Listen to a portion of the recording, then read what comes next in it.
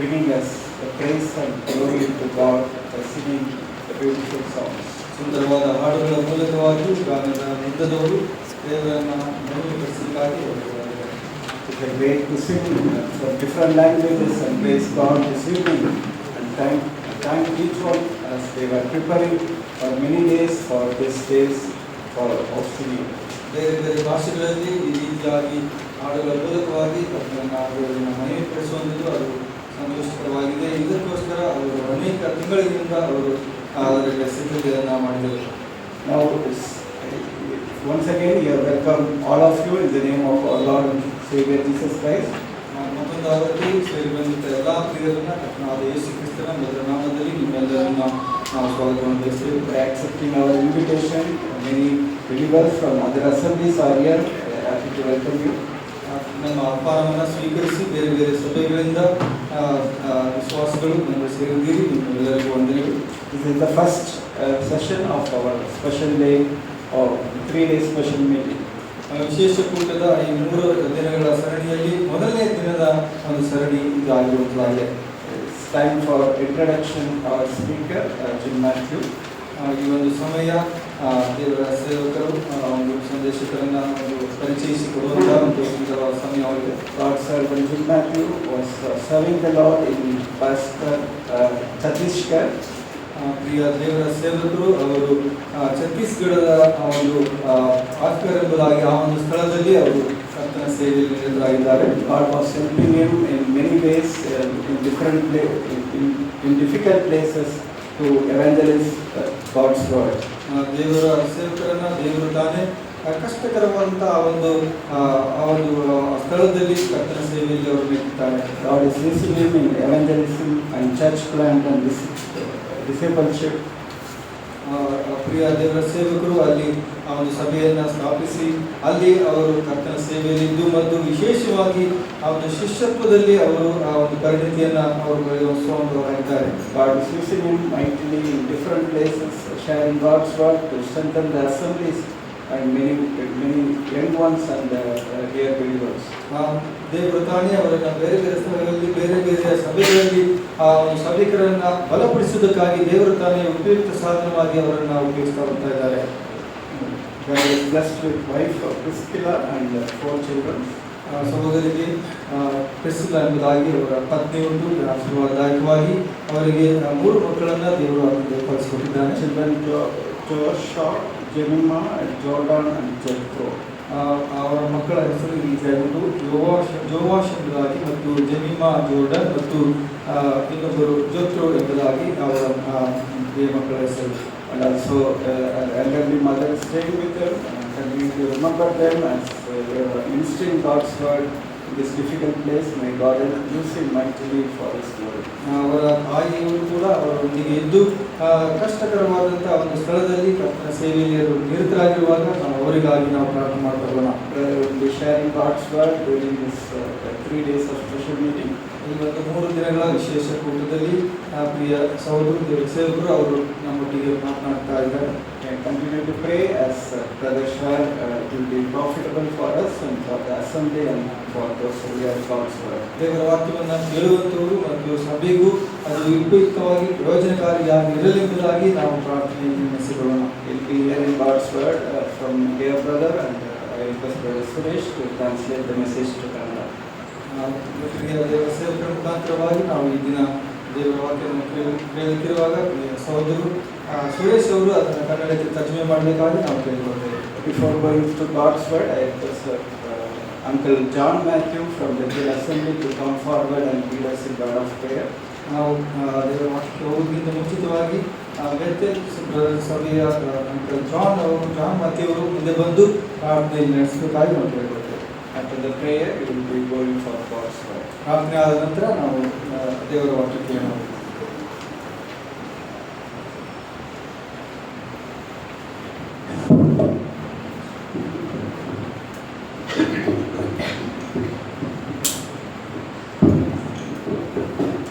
Shall we close our eyes in prayer? Our gracious Heavenly Father, we thank you for this blessed evening time that we could gather together from various parts of this city in this prayer hall, Lord, in fellowship and to listen to thy word. We thank you for the peace. We thank you for the comfort and all the privileges that we enjoy in our Lord Jesus Christ. When all around us we see problems, difficulties, disturbances, violence, war, internationally and also within our country, economic troubles, political turmoil. In the midst of all this, your children, Lord, we have the peace that passeth all understanding. And we thank you that in Christ we lack nothing. We are blessed with all heavenly blessings. And not only that, nothing, Lord, thou hast left us to be lacking even in our sustenance in this world, children. Thou hast given us everything in Christ for godliness and for life. We thank you, O Lord. We commit this opening meeting of the 3-day special meeting into thy hands. We thank you for this assembly and their testimony in this part of this Bangalore city. We thank you for the leadership and all those who are in this assembly. Lord, we thank you they could organize this meeting and we could be part of it. We thank you for thy dear servant Jim Matthew, who serves you in Bastar and Chhattisgarh, that he could be here with us for the next 3 days, sharing from the word, his experience, and knowing about ministry in North India, our Lord, especially. We thank you. Lord, give us a heart which is willing to hear and willing to accept, acknowledge, and obey, and follow it in our life. Pray that thy word will come to us in all its simplicity, and our hearts may be, Lord, willing to hear that and receive it this evening. Lord, we thank you that thou art in our midst, and your presence is most precious to us, O Lord. We thank you for having heard our prayers. Lord, lead us according to thy will. We thank you. We offer our thanksgiving and praises this evening and ask this prayer in the precious name of our Lord and our Savior, Jesus Christ. Amen.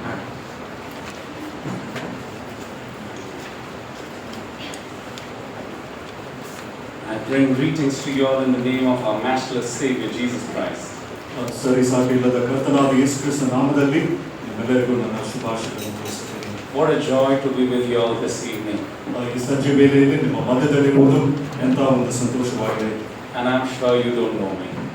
ನಿಜವಾಗ್ಲೂ ನನ್ನ ಕುರಿತಾಗಿ ನಿಮಗೆ ಗೊತ್ತಿಲ್ಲ. Though there are a few people sitting here who have visited my home. ಇಲ್ಲಿ ಕೆಲವರು ನನ್ನ ಮನೆಯನ್ನು ಸಂದರ್ಶಿಸಿದ ಕೆಲವರಿದ್ದಾರೆ. But for me it's a joy to be here. ಆದರೆ ನನಗೆ ಇಲ್ಲಿ ಇರುವುದು ನನಗೆ ತುಂಬಾ ಸಂತೋಷ. I don't know why Uncle Raju Matthew was so persistent. ಆದರೆ ಯಾಕೆ ಅಂಕಲ್ ರಾಜ್ ಮಾಥಿ ಅವರು ಇದರ ಕುರಿತಾಗಿ ಇಷ್ಟು ಒತ್ತಾಯಿಸಿದರು ಎಂಬುದಾಗಿ ಗೊತ್ತಿಲ್ಲ. I'll tell you something that nobody knows. ಆದರೆ ಯಾರಿಗೂ ತಿಳಿಯದೇ ಇದ್ದ ಒಂದು ಸಂಗತಿಯನ್ನು ನಿಮ್ಮೊಂದಿಗೆ ಹಂಚಿಕೊಳ್ಳುತ್ತೇನೆ. You know, when people call me to speak, I am really scared. ಜನರು ಮಾತನಾಡುವುದಕ್ಕೆ ಅಥವಾ ಸಂದೇಶ ಕೊಡುವುದಕ್ಕೆ ನನ್ನನ್ನು ಕರೆಯುವಾಗ ನಾನು ನಿಜವಾಗ್ಲೂ ಹೆದರಿಕೊಳ್ಳುತ್ತೇನೆ. But not that I'm afraid that I can speak the word. ದೇವರ ವಾಕ್ಯವನ್ನು ಮಾತನಾಡಬೇಕೆಂಬ ಒಂದು ಭಯವಲ್ಲ. But I also need to know that I am the man of the hour. ಆದರೆ ಆ ಒಂದು ಸಮಯಕ್ಕೆ ತಕ್ಕ ಮನುಷ್ಯನು ನಾನು ಎಂಬುದಾಗಿ ನಾನು ಖಚಿತಪಡಿಸಿಕೊಳ್ಬೇಕು. I have to have that assurance from God that the Lord has told me to go. ದೇವರು ಹೋಗು ಎಂಬುದಾಗಿ ಹೇಳಿದ ಒಂದು ನಿಶ್ಚಯತನ ನನಗೆ ಉಂಟಾಗಬೇಕು. And this is the third year Uncle persistently called me and I am here. ಇದು 3ನೇ ವರ್ಷ ಅಂಕಲ್ ಅವರು ನನ್ನನ್ನು ಕರೆದರು, ಅದು ಈಗ ನಾನು ಇಲ್ಲಿದ್ದೇನೆ. Thank the Lord for the Agape Christian Assembly here. ಇಲ್ಲಿರುವ ಅಗಾಪೆ ಸಭೆಗಾಗಿ ದೇವರಿಗೆ ಸ್ತೋತ್ರ. And thank God to see this beautiful fellowship where we sang Kannada song, then Tamil song, then Malayalam song, then Hindi song. Wow! ಈ ಸುಂದರವಾದ ಅನ್ಯತೆಗಾಗಿ ನಾನು ದೇವರಿಗೆ ಸ್ತೋತ್ರ ಸಲ್ಲಿಸುತ್ತೇನೆ. ಕನ್ನಡ, ಮಲಯಾಳಂ, ತಮಿಳ್ ಮತ್ತು ಹಿಂದಿ ಈ ಭಾಷೆಗಳಲ್ಲಿ ಹಾಡುಗಳನ್ನು ಹಾಡಿದೆವು. And I think it's like, for the first time that I'm seeing that kind of a national integration. ಈ ರೀತಿಯಾದ ರಾಷ್ಟ್ರೀಯ ಏಕೀಕರಣ ಮೊದಲನೇ ಬಾರಿ ನಾನು ಈ ರೀತಿಯಾಗಿ ನೋಡ್ತಾ ಇದ್ದೇನೆ. And the heaven is going to be a surprise. ಪರಲೋಕದಲ್ಲಿ ನಿಜವಾಗ್ಲೂ ಆಶ್ಚರ್ಯ ಉಂಟಾಗ್ತದೆ. Though Malayalis claim that you should know Malayalam if you want to go to heaven. ಈ ಮಲಯಾಳಿ ಅವರು ನೀವು ಪರಲೋಕಕ್ಕೆ ಹೋಗಬೇಕಾದ್ರೆ ಮಲಯಾಳ ಭಾಷೆ ಗೊತ್ತಿರಬೇಕೆಂಬುದಾಗಿ ಅವರು ಹೇಳಿಕೊಳ್ಳುತ್ತಾರೆ. But at the end of it, heaven will be a beautiful place where the whole thing of the languages will be gone, is what I believe. ಅಂತಿಮವಾಗಿ ಪರಲೋಕವು ಅದು ಸುಂದರವಾಗಿರುತ್ತದೆ. ಅಲ್ಲಿ ಎಲ್ಲ ಒಂದು ಭಾಷೆಯ ಒಂದು ಪರಿಮಿತಿ ಅಲ್ಲಿ ಇರುವುದಿಲ್ಲ ಎಂಬುದಾಗಿ ನನ್ನ ನಂಬಿಕೆ. The confusion that came because of sin will be completely wiped off for eternity. Hallelujah. ಪಾಪದ ದೆಸೆಯಿಂದ ಉಂಟಾದ ಒಂದು ಗಲಿಬಿಲಿಯು ಅದು ನಿತ್ಯತ್ವಕ್ಕೂ ಅದು ಇಲ್ಲದೆ ಹೋಗುತ್ತದೆ. ದೇವರಿಗೆ Hallelujah. And as I stand before you, I am so glad also to see these small children. ನಿಮ್ಮ ಮುಂದೆ ನಿಂತುಕೊಳ್ಳುವಾಗ ಈ ಚಿಕ್ಕ ಮಕ್ಕಳನ್ನು ನೋಡುವಾಗಲೂ ನನಗೆ ತುಂಬಾ ಸಂತೋಷ. So I need to also keep in mind that they are listening to the word. ನಾನು ನನ್ನ ಮನಸ್ಸಿನಲ್ಲಿ ತಂದುಕೊಳ್ಳಬೇಕಾದದ್ದು ಏನಂದ್ರೆ ಈ ಚಿಕ್ಕ ಮಕ್ಕಳು ಸಹ ವಾಕ್ಯ ಸಂದೇಶವನ್ನು ಕೇಳಿಸುತ್ತಿದ್ದಾರೆ. So if I go down to their levels, please don't get upset about it. ನಾನು ಅವರ ಮಕ್ಕಳ ಒಂದು ಹಂತಕ್ಕೆ ಮಾತನಾಡುವಾಗ ನೀವು ಬೇಸರಗೊಳ್ಳಬಾರದು. One of the blessings that I grew up with was God-fearing grandfather that I had at home. ನನಗಿದ್ದ ಒಂದು ಅವಕಾಶ ಏನೆಂಬುದಾಗಿ ನೋಡುವಾಗ ದೇವರ ಭಯಭಕ್ತಿಯುಳ್ಳ ಒಬ್ಬ ಅಜ್ಜ ನನ್ನ ಮನೆಯಲ್ಲಿದ್ದರು. At a God forbidden place like Bastar, nobody would want to come. ನನ್ನ ಒಂದು ಸ್ಥಳದಲ್ಲಿ ಬಸ್ತರ್ ಎಂಬ ಒಂದು ಸ್ಥಳದಲ್ಲಿ ಇಂಥ ಒಬ್ಬ ಅಜ್ಜರಿದ್ರು, ಆದ್ರೆ ಯಾರು ಬರ್ಲಿಕ್ಕೆ ಅವರು ಹೆದರಿದ್ರು. Yeah, today there are traveling facilities, but once upon a time it would take at least 7 hours by bus, either from the south or from the north to come to our place, and from the north still continues to be the same. You have to come 7 hours either by road or by bus. ಆದರೆ ನಾನು ಇರುವ ಒಂದು ಸ್ಥಳ ಬಸ್ತರ್ ಎಂಬ ಒಂದು ಸ್ಥಳದಲ್ಲಿ ಉತ್ತರದಿಂದಲೂ ದಕ್ಷಿಣದಿಂದಲೂ 7 ಗಂಟೆ ಪ್ರಯಾಣ ಮಾಡಿ ಬರಬೇಕು. ಆ ರೀತಿಯಾದ ಒಂದು ಸೌಲಭ್ಯಗಳು ಉಂಟು. But in our childhood we had the privilege of having a grandfather at home. ಆದರೆ ನಾನು ಬಾಲ್ಯದಲ್ಲಿ ನನ್ನ ಅಜ್ಜನು ಮನೆಯಲ್ಲಿದ್ದ ಒಂದು ಅವಕಾಶ ನನಗಿತ್ತು. If there are grandfathers sitting here, let me warn you with these words. ಇಲ್ಲಿ ಯಾರಾದರೂ ಅಜ್ಜಂದಿರು ಇರುವುದಾದ್ರೆ ಈ ಒಂದು ಮಾತಿನಿಂದ ನಿಮಗೆ ಎಚ್ಚರಿಕೆಯನ್ನು ನೀಡುತ್ತೇನೆ. I know that nobody would have said this to you ever till date. ಇಲ್ಲಿಯ ತನಕ ಈ ಮಾತನ್ನು ನಿಮಗೆ ಎಂದಿಗೂ ಯಾರು ಹೇಳದೇ ಇದ್ದಿರಬಹುದು. If there are grandmothers sitting here, let me tell you this word as a warning. ಇಲ್ಲಿ ಅಜ್ಜಂದಿರು ಯಾರಾದರೂ ಇರುವುದಾದ್ರೆ ಎಚ್ಚರಿಕೆಯಾಗಿ ಈ ಮಾತನ್ನು ನಿಮಗೆ ತಿಳಿಸುತ್ತೇನೆ. You don't have a responsibility just to your children, but even to your grandchildren. ನಿಮ್ಮ ಒಂದು ಜವಾಬ್ದಾರಿ ಅದು ನಿಮ್ಮ ಮಕ್ಕಳಿಗೆ ಮಾತ್ರವಲ್ಲದೆ ನಿಮ್ಮ ಮೊಮ್ಮಕ್ಕಳಿಗೆ ಉಂಟು. I stand here because there was a man of God who loved the Lord and he shared the gospel with me. ನಾನು ಇಲ್ಲಿ ನಿಂತಿರುವುದಕ್ಕೆ ಕಾರಣ ಏನೆಂಬುದಾಗಿ ನೋಡುವಾಗ ಒಬ್ಬ ಮನುಷ್ಯನು ದೇವರನ್ನು ಪ್ರೀತಿಸಿ ನನಗೆ ಸ್ವಾರ್ಥ ಹಂಚಿದ ಒಬ್ಬ ಮನುಷ್ಯನಿದ್ದಾನೆ. And it was my grandfather. ಅದು ಯಾರಂದ್ರೆ ನನ್ನ ಅಜ್ಜನು. I'll come to that story later, how I got saved. ನಾನು ಹೇಗೆ ರಕ್ಷಣೆಗೆ ಬಂದೆ ಎಂಬ ಒಂದು ವಿಷಯವಾಗಿ ನಂತರ ಬರುತ್ತೇನೆ. But let me tell you, what he told me whenever I have to speak. ನಾನು ಮಾತನಾಡಬೇಕಾದ್ರೆ ನಾನು ಏನು ಮಾತನಾಡಬೇಕೆಂಬುದಾಗಿ ಅವರು ಹೇಳಿದ ವಿಷಯವನ್ನು ನಿಮ್ಮೊಂದಿಗೆ ಹಂಚಿಕೊಳ್ಳುತ್ತೇನೆ. He told me this way. ಈ ರೀತಿಯಾಗಿ ಹೇಳಿದರು. Son, whenever you stand to speak, ಮಗನೇ, ನೀವು ಮಾತನಾಡುವುದಕ್ಕೆ ಎದ್ದು ನಿಂತುಕೊಳ್ಳುವಾಗ you should remember that it is the church that is listening. ಆದ್ರೆ ನೀನು ಜ್ಞಾಪಕ ಮಾಡಿಕೊಳ್ಳಬೇಕಾದದ್ದು ಏನಂದ್ರೆ ಸಭೆಯವರು ಕೇಳಿಸಿಕೊಳ್ಳುತ್ತಿದ್ದಾರೆ. And in the church you will have tenderly small children to the oldest. ಆ ಸಭೆಯಲ್ಲಿ ಚಿಕ್ಕ ಮಕ್ಕಳಿಂದ ಹಿರಿಯ ಪ್ರಾಯದವರು ಇರುತ್ತಾರೆ. And don't forget the children when you speak. ನೀನು ಮಾತನಾಡುವಾಗ ಚಿಕ್ಕ ಮಕ್ಕಳನ್ನು ಮರೆತು ಹೋಗಬೇಡ. So they all are a part of the church. So if I go down and condescend to their levels, please bear with me. ಅವರು ಸಹ ಸಭೆಯ ಭಾಗವಾಗಿದ್ದಾರೆ. ಅವರ ಒಂದು ಹಂತಕ್ಕೆ ನಾನು ಹೋಗಿ ಮಾತನಾಡುವಾಗ ನೀವು ಸಹಿಸಿಕೊಳ್ಳಿರಿ. Because these kids are the future of this church and this Bangalore and this country. ಯಾಕಂದ್ರೆ ಈ ಮಕ್ಕಳು, ಚಿಕ್ಕ ಮಕ್ಕಳು ಈ ಸಭೆಯ ಒಂದು ಭವಿಷ್ಯತ್ತು, ಈ ಬೆಂಗಳೂರು ಮತ್ತು ಈ ದೇಶದ ಒಂದು ಭವಿಷ್ಯವಾಗಿದ್ದಾರೆ. So as we come to the word, let me draw your attention to 2 Peter chapter 3 and verse 18. ದೇವರ ವಾಕ್ಯದ ಗಮನಕ್ಕೆ ಬರುವಾಗ 2 ಪೇತ್ರ 3ನೇ ಅಧ್ಯಾಯ 8ನೇ ವಚನವನ್ನು ನಾವು ನೋಡೋಣ. So this is the concluding verse of the second epistle of Peter. ಪೇತ್ರನು ಬರೆದ 2ನೇ ಪತ್ರಿಕೆಯ ಮುಕ್ತಾಯ ಇದಾಗಿದೆ. And what he's saying is something that he would say in the beginning of the 2 Peter too. ಎರಡನೇ ಪೇತ್ರ ಬರೆದ ಪತ್ರಿಕೆ ಆದಿಯಲ್ಲಿಯೂ ಈ ವಿಷಯವನ್ನು ಗಮನಿಸಬಹುದು. But I would like hold on to this verse and nail it there so that would be the main topic on which we will be dwelling. ಆದರೆ ಈ ವಾಕ್ಯ ಭಾಗವನ್ನು ಹಿಡಿದು ಈ ಒಂದು ಪ್ರಸ್ತಾಪದ ಮೇಲೆ ನಾವು ವಾಕ್ಯವನ್ನು ಕಲಿಯುತ್ತೇವೆ. So I would request brother to read it directly in Kannada so that all of us can read in our own Bibles in English or our languages that we are holding the Bible. ನಾವು ನೇರವಾಗಿ ಕನ್ನಡ ಭಾಷೆಯಲ್ಲಿ ಓದಿಕೊಳ್ಳೋಣ. ನಾವೆಲ್ಲರೂ ನಮ್ಮ ಭಾಷೆಗಳಲ್ಲಿ ನಾವು ಅನುಸರಿಸುವವರಾಗಿರೋಣ. 2 Peter 3 and verse 18. 2 ಪೇತ್ರ 3ನೇ ಅಧ್ಯಾಯ 18ನೇ ವಚನ.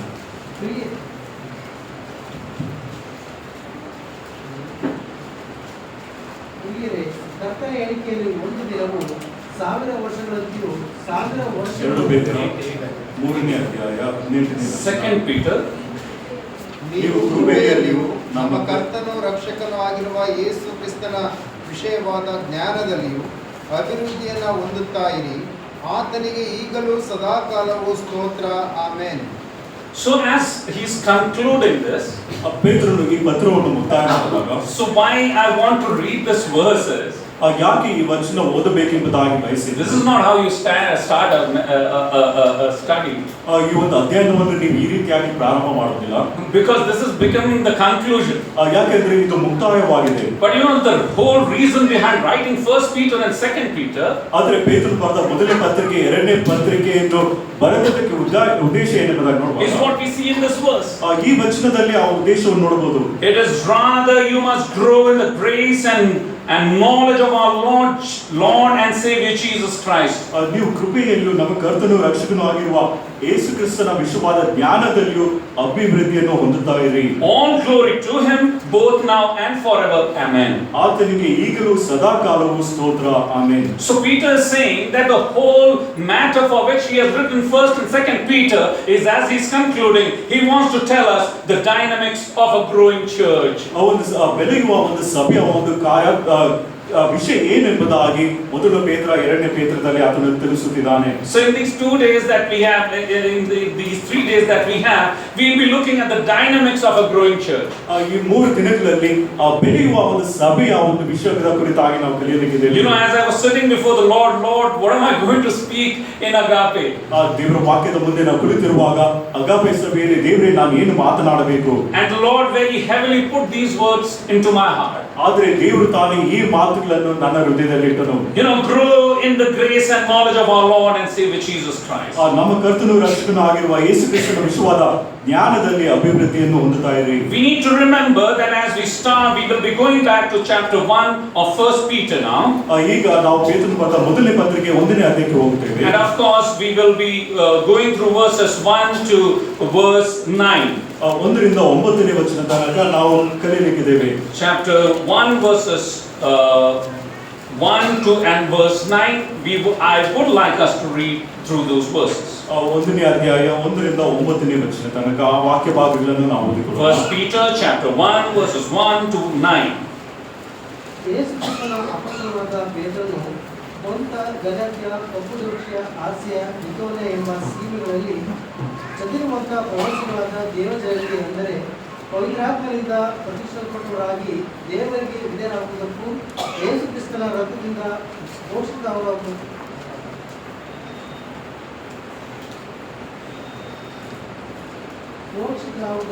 ತಂದೆಯಾದ ದೇವರ ಭವಿಷ್ಯ ಜ್ಞಾನಾನುಸಾರವಾಗಿ ಆರಿಸಿಕೊಳ್ಳಲ್ಪಟ್ಟವರಿಗೆ ಬರೆದಿದ್ದೇನೆಂದರೆ, ನಿಮಗೆ ಕೃಪೆಯೂ ಶಾಂತಿಯು ಹೆಚ್ಚೆಚ್ಚಾಗಿ ದೊರೆಯಲಿ. ನಮ್ಮ ಕರ್ತನಾದ ಯೇಸು ಕ್ರಿಸ್ತನ ತಂದೆಯೂ ದೇವರು ಆಗಿರುವ ಆತನಿಗೆ ಸ್ತೋತ್ರವಾಗಲಿ. ಆತನು ಯೇಸು ಕ್ರಿಸ್ತನನ್ನು ಸತ್ತವೊಳಗಿಂದ ಎಬ್ಬಿಸಿದಲ್ಲಿ ತನ್ನ ಮಹಾ ಅಪರಾಧಕರವಾಗಿ ನಮ್ಮನ್ನು ತಿರುಗಿ ಜೀವಿಸುವಂತೆ ಮಾಡಿ ಜೀವಕರವಾದ ನಿರೀಕ್ಷೆಯನ್ನು ನಮ್ಮಲ್ಲಿ ಹುಟ್ಟಿಸಿ ಲಯ, ಕಳಂಕ, ಕ್ಷೇಮವಿಲ್ಲದ ಬಾಧಿಕೆಯನ್ನು ಎದುರುವವರಾಗಿ ಮಾಡಿದರು. ಆ ಬಾಧಿಕೆಯು ನಿಮಗೋಸ್ಕರ ಪರಲೋಕದಲ್ಲಿ ಇಟ್ಟಿರುವುದು, ಅಂತಃಕರಣದಲ್ಲಿ ಪ್ರತ್ಯಕ್ಷವಾಗುವುದಕ್ಕೆ ಸಿದ್ಧವಾಗಿರುವ ರಕ್ಷಣೆ ನಂಬುವರಾದ ನಿಮಗೆ ದೊರೆಯಬೇಕೆಂದು ದೇವರು ನಿಮ್ಮನ್ನು ತನ್ನ ಬಲದಿಂದ ಕಾಯುತ್ತಾನೆ. ನೀವು ಸದ್ಯಕ್ಕೆ ಸ್ವಲ್ಪ ಕಾಲ ದೇವರ ಚಿತ್ತಾನುಸಾರ ನಾನಾ ಕಷ್ಟಗಳಿದ್ದು ದುಃಖಿಸುವರಾಗಿದ್ದರೂ ಆ ಮದುವೆಯನ್ನು ಆಲೋಚಿಸಿ ಹರ್ಷಿಸುವರಾಗಿದ್ದೀರಿ. ಬಂಗಾರವು ನಾಶವಾಗುವುದಕ್ಕಾಗಿ ದೊರೆದು ಅದನ್ನು ಬೆಂಕಿಯಲ್ಲಿ ಪುಟ ಹಾಕಿ ಶೋಧಿಸುವುದುಂಟಷ್ಟೇ. ಬಂಗಾರಕ್ಕಿಂತ ಅಮೂಲ್ಯವಾಗಿರುವ ನಿಮ್ಮ ನಂಬಿಕೆಯು ಈ ಕಷ್ಟಗಳಿಂದ ಶೋಧಿತವಾಗಿ ಯೇಸು ಕ್ರಿಸ್ತನು ಪ್ರತ್ಯಕ್ಷನಾಗುವಾಗ ನಿಮಗೆ ಕೀರ್ತಿ, ಪ್ರಭಾವ, ಮಾನಗಳನ್ನು ಮಾಡುವುದು. ನೀವು ಅದನ್ನು ಕಣ್ಣಾರೆ ನೋಡಲಾದರೂ ಆತನನ್ನು ಪ್ರೀತಿಸುತ್ತೇವೆ. ನೀವು ಈಗ ಅದನ್ನು ಕಾಣದಿದ್ದರೂ ಆತನಲ್ಲಿ ನಂಬಿಕೆ ಇಟ್ಟು ನಿಮ್ಮ ನಂಬಿಕೆಯ ಅಂತ್ಯಫಲವಾಗಿರುವ ಆತ್ಮ ರಕ್ಷಣೆಯನ್ನು ಮಧುರವಾಗಿ ಏಳಲು ಶಕ್ಯವಾದಂಥ ಪ್ರಭಾವವುಳ್ಳ ಸಂತೋಷದಿಂದ ಆಶಿಸುತ್ತೇವೆ. As we come to this episode, ಈ ಪತ್ರಕ್ಕೆ ನಾವು ಬರುವಾಗ we need to remember that this epistle is written by Peter. ಈ ಪತ್ರವು ಪೇತ್ರನಿಂದ ಬರೆಯಲ್ಪಟ್ಟಿದ್ದು ಎಂಬುದಾಗಿ ಜ್ಞಾಪಕ ಮಾಡಿಕೊಳ್ಳಬೇಕು. Okay, when I'm going to speak, I'm going to ask you on whatever I'm talking. Okay? Okay, Beto? ನಾನು ಮಾತನಾಡುವಾಗ ನಾನು ನಿಮ್ಮಲ್ಲಿ ಪ್ರಶ್ನೆಯನ್ನು ಕೇಳುತ್ತೇನೆ, ನೀವು ಸಿದ್ಧರಾಗಬೇಕು. Yeah, I'll be asking questions. ನಿಮ್ಮಲ್ಲಿ ಪ್ರಶ್ನೆಯನ್ನು ನಾನು ಕೇಳುತ್ತೇನೆ. Just to ensure that you are with me. ನೀವೆಲ್ಲರೂ ನನ್ನ ಮಾತನ್ನು ಕೇಳುತ್ತಿದ್ದೀರಿ ಎಂಬುದಾಗಿ ನಿಶ್ಚಯಪಡಿಸುವುದಕ್ಕಾಗಿ. So this epistle is written by whom? ಈ ಪತ್ರವನ್ನು ಬರೆದವರು ಯಾರು?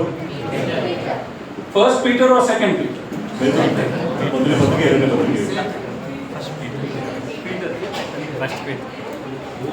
It says First Peter, right? ಇಲ್ಲಿ ಮೊದಲನೇ ಪೇತ್ರ ಎಂಬುದಾಗಿ ತಿಳಿಸಿದೆ. Is it written by the First Peter or the Second Peter? ಮೊದಲನೇ ಪೇತ್ರ ಬರೆದನು, ಎರಡನೇ ಪೇತ್ರವನ್ನು ಬರೆದನು. Okay, don't need to confuse. I'm just joking. It is just Peter, okay, who's the apostle of our Lord and Savior Jesus Christ. ನಿಮ್ಮನ್ನು ಗಲಿಬಿಲಿಗೆ ತರುವುದಿಲ್ಲ, ಆದರೆ ಕರ್ತನಾದ ಯೇಸು ಕ್ರಿಸ್ತನ ಅಪೊಸ್ತಲನಾದ ಪೇತ್ರನು ಈ ಪತ್ರವನ್ನು He was known as Simon. He was known as Cephas also. ಆತನು ಕೇಫನು ಅಥವಾ ಸಿಮಿಯೋನನು ಎಂಬುದಾಗಿ ಕರೆಯಲ್ಪಟ್ಟಿದ್ದಾನೆ. What was he known as? ಆತನ ಹೆಸರು, ಬೇರೆ ಹೆಸರು ಏನು? He was also known as Simon.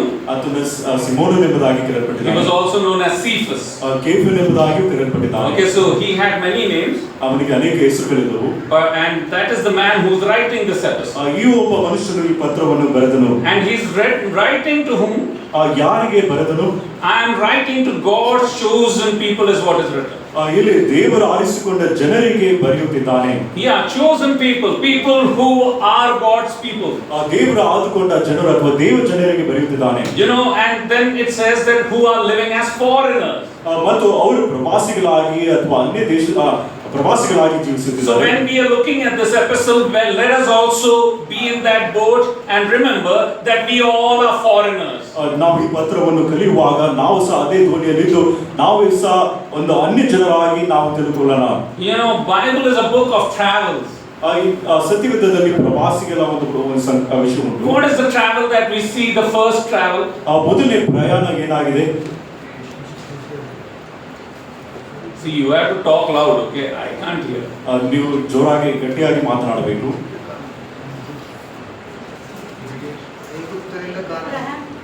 Yeah, somebody said? ಐಗುಪ್ತದಿಂದ ಕಾನಾನಿ. From where? Egypt. Okay, from Egypt to Canaan. That is one travel. Okay. ಐಗುಪ್ತ ದೇಶದಿಂದ ಕಾನಾ ದೇಶಕ್ಕೆ ಇದು ಒಂದು ಪ್ರಯಾಣ. Okay, let us allow the sisters also to. Somebody was saying something from here. Yeah, you know, before that, who traveled? ಅದಕ್ಕೆ ಮುಂಚಿತವಾಗಿ ಯಾರು ಪ್ರಯಾಣ ಮಾಡಿದ್ರು? Who traveled? ಯಾರು ಪ್ರಯಾಣ ಮಾಡಿದ್ರು? Who traveled? Abraham. Who traveled then? Abraham. Yes, Abraham traveled. ಅದಕ್ಕೆ ಮುಂಚಿತವಾಗಿ ಅಬ್ರಹಾಮನು ಪ್ರಯಾಣ ಮಾಡಿದ. Where did he travel from? ಎಲ್ಲಿಂದ ಪ್ರಯಾಣ ಮಾಡಿದನು? Ur. Okay, Ur. Okay. ಊರ್ ಎಂಬ ಒಂದು ಸ್ಥಳ. Ur of Mesopotamia, right? ಮೆಸೊಪೊಟೇಮಿಯಾದ ಊರ್ ಎಂಬುದು. Yeah. Where did he travel to? Did he know where he was traveling to? ಎಲ್ಲಿಗೆ ಪ್ರಯಾಣ ಮಾಡಿ ಹೋಗುತ್ತಿದ್ದೇನೆ ಎಂಬುದಾಗಿ ಅವನಿಗೆ ತಿಳಿದಿತ್ತು. Did he know? No. ಅವನಿಗೆ ಗೊತ್ತಿರಲಿಲ್ಲ. And that is what the book of the whole Bible is a book of travel and journey, you know. ಇಡೀ ಸತ್ಯವೇದವು ಅದು ಪ್ರಯಾಣದ ವಿಷಯವಾಗಿ ಉಂಟು. He traveled. ಅವನು ಪ್ರಯಾಣ ಮಾಡಿದನು. Came back and settled down where? ಅವನು ಹಿಂದಿರುಗಿ ಬಂದು ಎಲ್ಲಿ ವಾಸವಾದನು? Where did he settle down? ಎಲ್ಲಿ ಆತನು ವಾಸವಾಗಿದ್ದನು? Okay, where did he settle down? Okay, he came and settled down in Canaan, okay? ಆತನು ಕಾನಾನ್ ಎಂಬ ಸ್ಥಳಕ್ಕೆ ಬಂದು ವಾಸವಾಗಿದ್ದನು. I'm going means that is not my topic, but you know, I just want to know the background so that we know why are we sojourners or why are we called, you know, foreigners. ಇದು ನನ್ನ ಒಂದು ಪ್ರಸ್ತಾಪ ಅಲ್ಲ, ಆದರೆ ನಾವು ಪ್ರವಾಸಿಗಳೆಂಬುದಾಗಿ ಯಾಕೆ ಕರೆಯಲ್ಪಟ್ಟಿದ್ದೇವೆ ಎಂಬುದಾಗಿ ತಿಳ್ಕೊಳ್ಳಬೇಕು. Okay, then what happened? Then we heard that there was the Exodus story. ನಂತರ ವಿಮೋಚನೆ ಕಾಣದ ಒಂದು ಕಥೆಯನ್ನು ನಾವು ಕೇಳಿದ್ದೇವೆ. What happened? ಅಲ್ಲಿ ನಡೆದದೇನು? Brother said that they traveled from Egypt to Canaan again. They were at Canaan, right? ಅವರು ಕಾನಾನ್ ದೇಶದಲ್ಲಿದ್ರ, ಅಂದ್ರೆ ಸಹೋದರಿ ಹೇಳಿದ ಹಾಗೆ ಅವರು ಐಗುಪ್ತ ದೇಶದಿಂದ ಕಾನಾನ್ ದೇಶಕ್ಕೆ ಹೋದರು. So is what uncle said wrong? Uncle ಅವರು ಹೇಳಿದ ತಪ್ಪ? Nobody is saying anything. ಯಾರು ಈಗ ಹೇಳುತ್ತಿಲ್ಲ.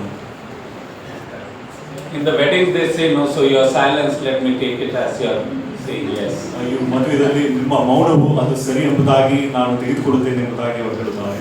So what happened in between? ಇದರ ಮಧ್ಯದಲ್ಲಿ ನಡೆದದೇನು? You know, this is human. This is very human that we always like to go back to Egypt. ಇದು ಒಂದು ಮಾನಸಿಕವಾದ ವಿಷಯ. ನಾವೆಲ್ಲರೂ ಹಿಂತಿರುಗಿ ಐಗುಪ್ತ ದೇಶಕ್ಕೆ ಹೋಗಬೇಕು. You know, Egypt is a sign of slavery. ಐಗುಪ್ತ ದೇಶದ ಹೇಳುವಾಗ ಅದು ದಾಸತ್ವಕ್ಕೆ ಸೂಚನೆಯಾಗಿದೆ. And they reached Egypt because there was no food, and they, during the time of who was the father of all these people? ಎಲ್ಲ ಜನರ ತಂದೆ ಯಾರು? Yes, Jacob. During Jacob's time there was a great famine. ಯಾಕೋಬನ ಕಾಲದಲ್ಲಿ ಅಲ್ಲಿ ಆಹಾರತ್ವ ಬರವಿತ್ತು. But there was a great prime minister. ಆದ್ರೆ ಅಲ್ಲಿ ದೊಡ್ಡ ಒಬ್ಬ ಪ್ರಧಾನಮಂತ್ರಿ ಇದ್ದರು. Who came as the savior. ಒಬ್ಬ ರಕ್ಷಕನಾಗಿ ಅವನು ಬಂದನು. And he didn't save his nation, but he saved also his family. ಅವನು ತನ್ನ ದೇಶದವರನ್ನು ಮಾತ್ರವಲ್ಲದೆ ತನ್ನ ಕುಟುಂಬದವರನ್ನು ಸಹ ರಕ್ಷಿಸಿದನು. Who was that? ಅವರು ಯಾರು? Oh, very good. Now you all are getting there. Yes, there was Joseph. ಅಲ್ಲಿ ಯೋಸೇಫನು ಎಂಬುದಾಗಿ ಒಬ್ಬ ವ್ಯಕ್ತಿ ಇದ್ದನು. And then we see that again they were in Egypt, and then there was another Exodus. ಅಲ್ಲಿ ಐಗುಪ್ತ ದೇಶದಲ್ಲಿ ಅವರಿದ್ದರು. ಅಲ್ಲಿ ಮತ್ತೊಂದು ಅವರು ವಿಮೋಚನೆ.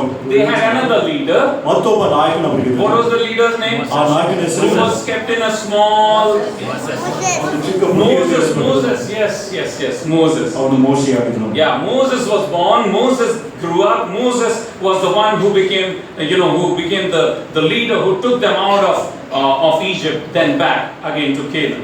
ಮೋಶೆಯು ಜನಿಸಿದನು, ಆತನು ಬೆಳೆದನು.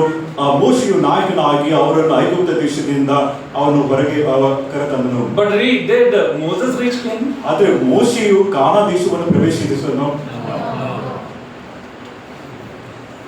Moses didn't reach Canaan. ಮೋಶೆಯು ಕಾನಾನ್ ದೇಶವನ್ನು ಪ್ರವೇಶಿಸಲಿಲ್ಲ. Why didn't Moses reach Canaan? ಯಾಕೆ ಮೋಶೆ ಕಾನಾನ್ ದೇಶವನ್ನು ಪ್ರವೇಶಿಸಲಿಲ್ಲ? Disobedience. ಅವಿಧೇಯತೆ. Disobedience is one problem. ಅವಿಧೇಯತೆ ಒಂದು ತೊಂದರೆಯಾಗಿದೆ. Everybody is facing. ಎಲ್ಲರೂ ಅನುಭವಿಸುತ್ತಿದ್ದಾರೆ. I am 50 years old. ನನಗೆ 50 ವರ್ಷ ಪ್ರಾಯ. My mother still complains that I am disobedient.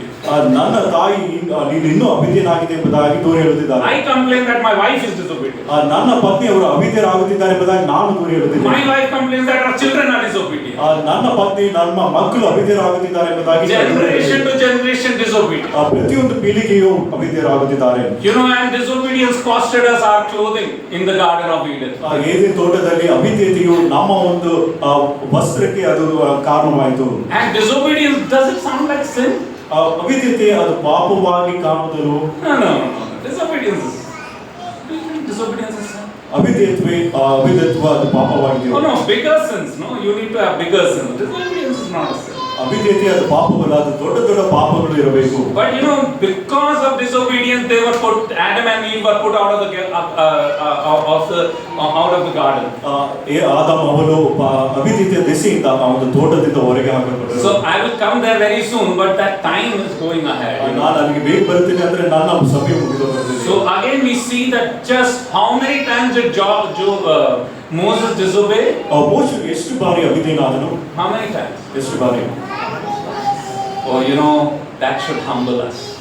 ಇದು ನಮ್ಮನ್ನು ತಗ್ಗಿಸುವ ಹಾಗೆ ಮಾಡಬೇಕು. One of the things that I would want to go to heaven and see Moses. ಒಂದು ಸಂಗತಿ ಏನಂದ್ರೆ ನಾನು ಪರಲೋಕಕ್ಕೆ ಹೋಗಿ ಅಲ್ಲಿ ಮೋಶೆಯನ್ನು ನೋಡಬೇಕು, ಅವನನ್ನು ಅಪ್ಪಿಕೊಳ್ಳಬೇಕು. Only once. ಒಂದೇ ಒಂದು ತಪ್ಪು. We all are sitting here with so many. ನಾವೆಲ್ಲರೂ ಇಲ್ಲಿ ಅನೇಕ ತಪ್ಪುಗಳನ್ನು ಮಾಡಿಕೊಳ್ಳುತ್ತಿದ್ದೇವೆ. God has been gracious to us. ಆದ್ರೆ ದೇವರು ನಮಗೆ ಕೃಪೆಯುಳ್ಳವನಾಗಿದ್ದಾನೆ. He was pleading with God. ಆತನು ದೇವರಲ್ಲಿ ಬೇಡಿಕೊಳ್ಳುತ್ತಿದ್ದನು. He was pleading with God. God, please let me. ದೇವರೇ ನನ್ನನ್ನು ಆ ಒಂದು ದೇಶಕ್ಕೆ ಪ್ರವೇಶಿಸುವ ಹಾಗೆ ಅನುಮತಿಸುವುದಾಗಿ ದೇವರಲ್ಲಿ ಬೇಡಿಕೊಳ್ಳುತ್ತಿದ್ದನು. But God didn't allow. ಆದರೆ ದೇವರು ಅನುಮತಿಸಲಿಲ್ಲ. He had to pay dearly for us. ಆತನು ಮಾಡಿದ ಪಾಪಕ್ಕೆ ಆತನು ಬೆಲೆ ಕೊಡಬೇಕಾಯಿತು. Just one disobedience. ಒಂದೇ ಒಂದು ಅವಿಧೇಯತೆ.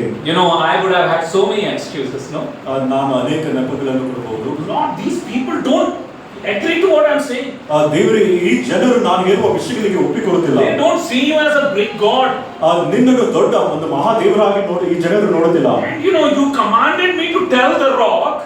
ಈ ಒಂದು ಬಂಡೆಗೆ ಆಜ್ಞಾಪಿಸಿ ಎಂಬುದಾಗಿ ನೀನು ನನಗೆ ಹೇಳಿದೆ. But you have given me that rod. ಆದ್ರೆ ನೀನು ನನಗೆ ಆ ಒಂದು ಕೋಲನ್ನು ಕೊಟ್ಟೆ. I just struck it. ನಾನು ಅದನ್ನು ಹೊಡೆದೆ. Lord, please don't make it a big deal. ಇದು ದೊಡ್ಡ ಒಂದು ವಿಷಯವಾಗಿ ಮಾಡಬೇಡ ದೇವರೇ. Can we negotiate? ನಾವು ಒಂದು ಚೌಕಾಸಿ ಮಾಡೋಣ. There is no negotiation for sins. ಪಾಪದ ವಿಷಯಕ್ಕೆ ಬರುವಾಗ ಅಲ್ಲಿ ಯಾವ ಚೌಕಾಸಿಯೂ ಇಲ್ಲ. Only punishment. ಶಿಕ್ಷೆ ಮಾತ್ರ. That is what we see on the cross. ಅದನ್ನೇ ನಾವು ಶಿಲುಬೆ ಮೇಲೆ ನೋಡಬಹುದು. And when we come to this portion, ಈ ವಾಕ್ಯಕ್ಕೆ ಬರುವಾಗ, means when we look at all these journeys, ಎಲ್ಲ ಒಂದು ಪ್ರಯಾಣಗಳನ್ನು ನೋಡುವಾಗ, again they were in Canaan. ಮತ್ತೆ ಅವರು ಕಾನಾನ್ ದೇಶದಲ್ಲಿದ್ದರು. Again there was a journey. ಮತ್ತೆ ಅವರು ಪ್ರಯಾಣ ಮಾಡಿದರು. What was that journey? ಆ ಒಂದು ಪ್ರಯಾಣ ಏನಾಗಿತ್ತು? They went again. ಮತ್ತೆ ಅವರು ಹೋದರು. Where did they go? ಎಲ್ಲಿಗೆ ಹೋದರು? Okay, that's very good. Assyria and Babylon. ಅಸಿರಿಯಾ ದೇಶಕ್ಕೂ ಮತ್ತು ಬಾಬೆಲ್ ದೇಶಕ್ಕೂ ಹೋದರು. Or let us just put it Babylon. ನಾವು ಬಾಬೆಲ್ ದೇಶ ಎಂಬುದಾಗಿ ಪರಿಗಣಿಸೋಣ. They went to Babylon. Babel ದೇಶಕ್ಕೆ ಹೋದರು. When you come to the book of Revelation, ಪ್ರಕಟಣೆ ಪುಸ್ತಕಕ್ಕೆ ಬರುವಾಗ, you see Babylon as a prostitute. Babel ಪಟ್ಟಣವನ್ನು ಒಂದು ವ್ಯಭಿಚಾರ ಸ್ತ್ರೀಯಾಗಿ ನೋಡುತ್ತೇವೆ. Egypt is slavery. ಐಗುಪ್ತ ದೇಶ ದಾಸತ್ವಕ್ಕೆ. Babylon is prostitution. ಬಾಬೆಲ್ ಪಟ್ಟಣವು ಅದು ವ್ಯಭಿಚಾರಕ್ಕೆ ಸೂಚನೆ. And from there again the Lord brings them back. ದೇವರು ಅಲ್ಲಿಂದ ಅವರನ್ನು ಮತ್ತೆ ಕರೆತಂದನು. They are back in Canaan again. ಈಗ ಕಾನಾನ್ ದೇಶದಲ್ಲಿ ಹಿಂದಿರುಗಿ ಬಂದಿದ್ದಾರೆ. And then you have prophets weeping again and again and again and telling them their sins. ಪ್ರವಾದಿಗಳು ಅವರು ಅಳುತ್ತಾ ಗೋಳಾಡುತ್ತಾ ಮತ್ತೆ ಮತ್ತೆ ಅವರ ಪಾಪದ ವಿಷಯವಾಗಿ ತಿಳಿಸುತ್ತಿದ್ದರು. So when we look at the book of the Bible, ಸತ್ಯವೇದದಲ್ಲಿರುವ ಪುಸ್ತಕವನ್ನು ನೋಡುವಾಗ, it is a book of sojourning and in very often people being foreigners. ಇಲ್ಲಿ ಜನರು ಪ್ರವಾಸಿಗಳಾಗಿ ಅನ್ಯ ದೇಶದವರಾಗಿ ಪ್ರಯಾಣ ಮಾಡುವ ವಿಷಯವನ್ನು ಗಮನಿಸಬಹುದು. So now when Peter is writing, ಪೇತ್ರನು ಅವನು ಬರೆಯುವಾಗ, at this time the church is going through great persecution. ಈ ಸಂದರ್ಭದಲ್ಲಿ ಸಭೆಯು ಬಹಳ ಹಿಂಸೆಗೆ ಒಳಗಾಗುತ್ತಿದೆ. And they had so many social and economic persecutions that they were facing. ಆ ಸಮಯದಲ್ಲಿ ಆ ವಿಶ್ವಾಸಿಗಳು ಅನೇಕ ಸಾಮಾಜಿಕವಾಗಿಯೂ ಆರ್ಥಿಕವಾಗಿಯೂ ಅನೇಕ ಹಿಂಸೆಗಳನ್ನು ಅನುಭವಿಸುತ್ತಿದ್ದರು. The believers were being hunted down and killed. ಅಲ್ಲಿ ವಿಶ್ವಾಸಿಗಳು ಅವರನ್ನು ಬೇಟೆಯಾಡಿಕೊಳ್ಳುತ್ತಿದ್ದರು. And the church was not going through a comfort zone that we are today sitting and settle down. ನಾವು ಈ ರೀತಿಯಾಗಿ ಅನುಕೂಲತೆಯಿಂದ ಇರುವ ಹಾಗೆ ಆ ದಿನಗಳಲ್ಲಿ ಸಭೆ ಇರಲಿಲ್ಲ. When I stand here, ನಾನು ಇಲ್ಲಿ ನಿಂತಿರುವಾಗ, there are 3 homes in one of the villages that the people have been chased out of their homes and their homes brought down. 3 ಹಳ್ಳಿಗಳಲ್ಲಿ ಅಲ್ಲಿ ಮನೆಯಿಂದ ವಿಶ್ವಾಸಿಗಳನ್ನು ಹೊರಡಿಸಿ ಆ ಮನೆಗಳನ್ನು ಅವರು ಕೆಡವಿ ಹಾಕಿದ್ದಾರೆ. They are not from the so-called our assemblies. ಅವರು ನಮ್ಮ ಸಭೆಗಳಿಂದ ಅವರಲ್ಲ.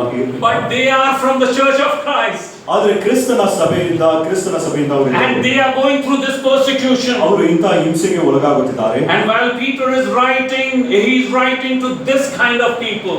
ಪೇತ್ರನು ಬರೆಯುವಾಗ ಇಂಥ ಜನರಿಗೆ ಆತನು ಬರೆಯುತ್ತಿದ್ದಾನೆ. Unfortunately, in our generation, we are living in our luxuries. ಆದರೆ ಒಂದು ಅದೃಷ್ಟ ಇಲ್ಲದ ಹಾಗೆ ನಾವು ಈ ಒಂದು ಪೀಳಿಗೆಯಲ್ಲಿ ಅನುಕೂಲತೆಯಿಂದ ನಾವು ಜೀವಿಸುತ್ತಿದ್ದೇವೆ. And in the book of Haggai, the writer Haggai says that is this time to dwell in your posh homes?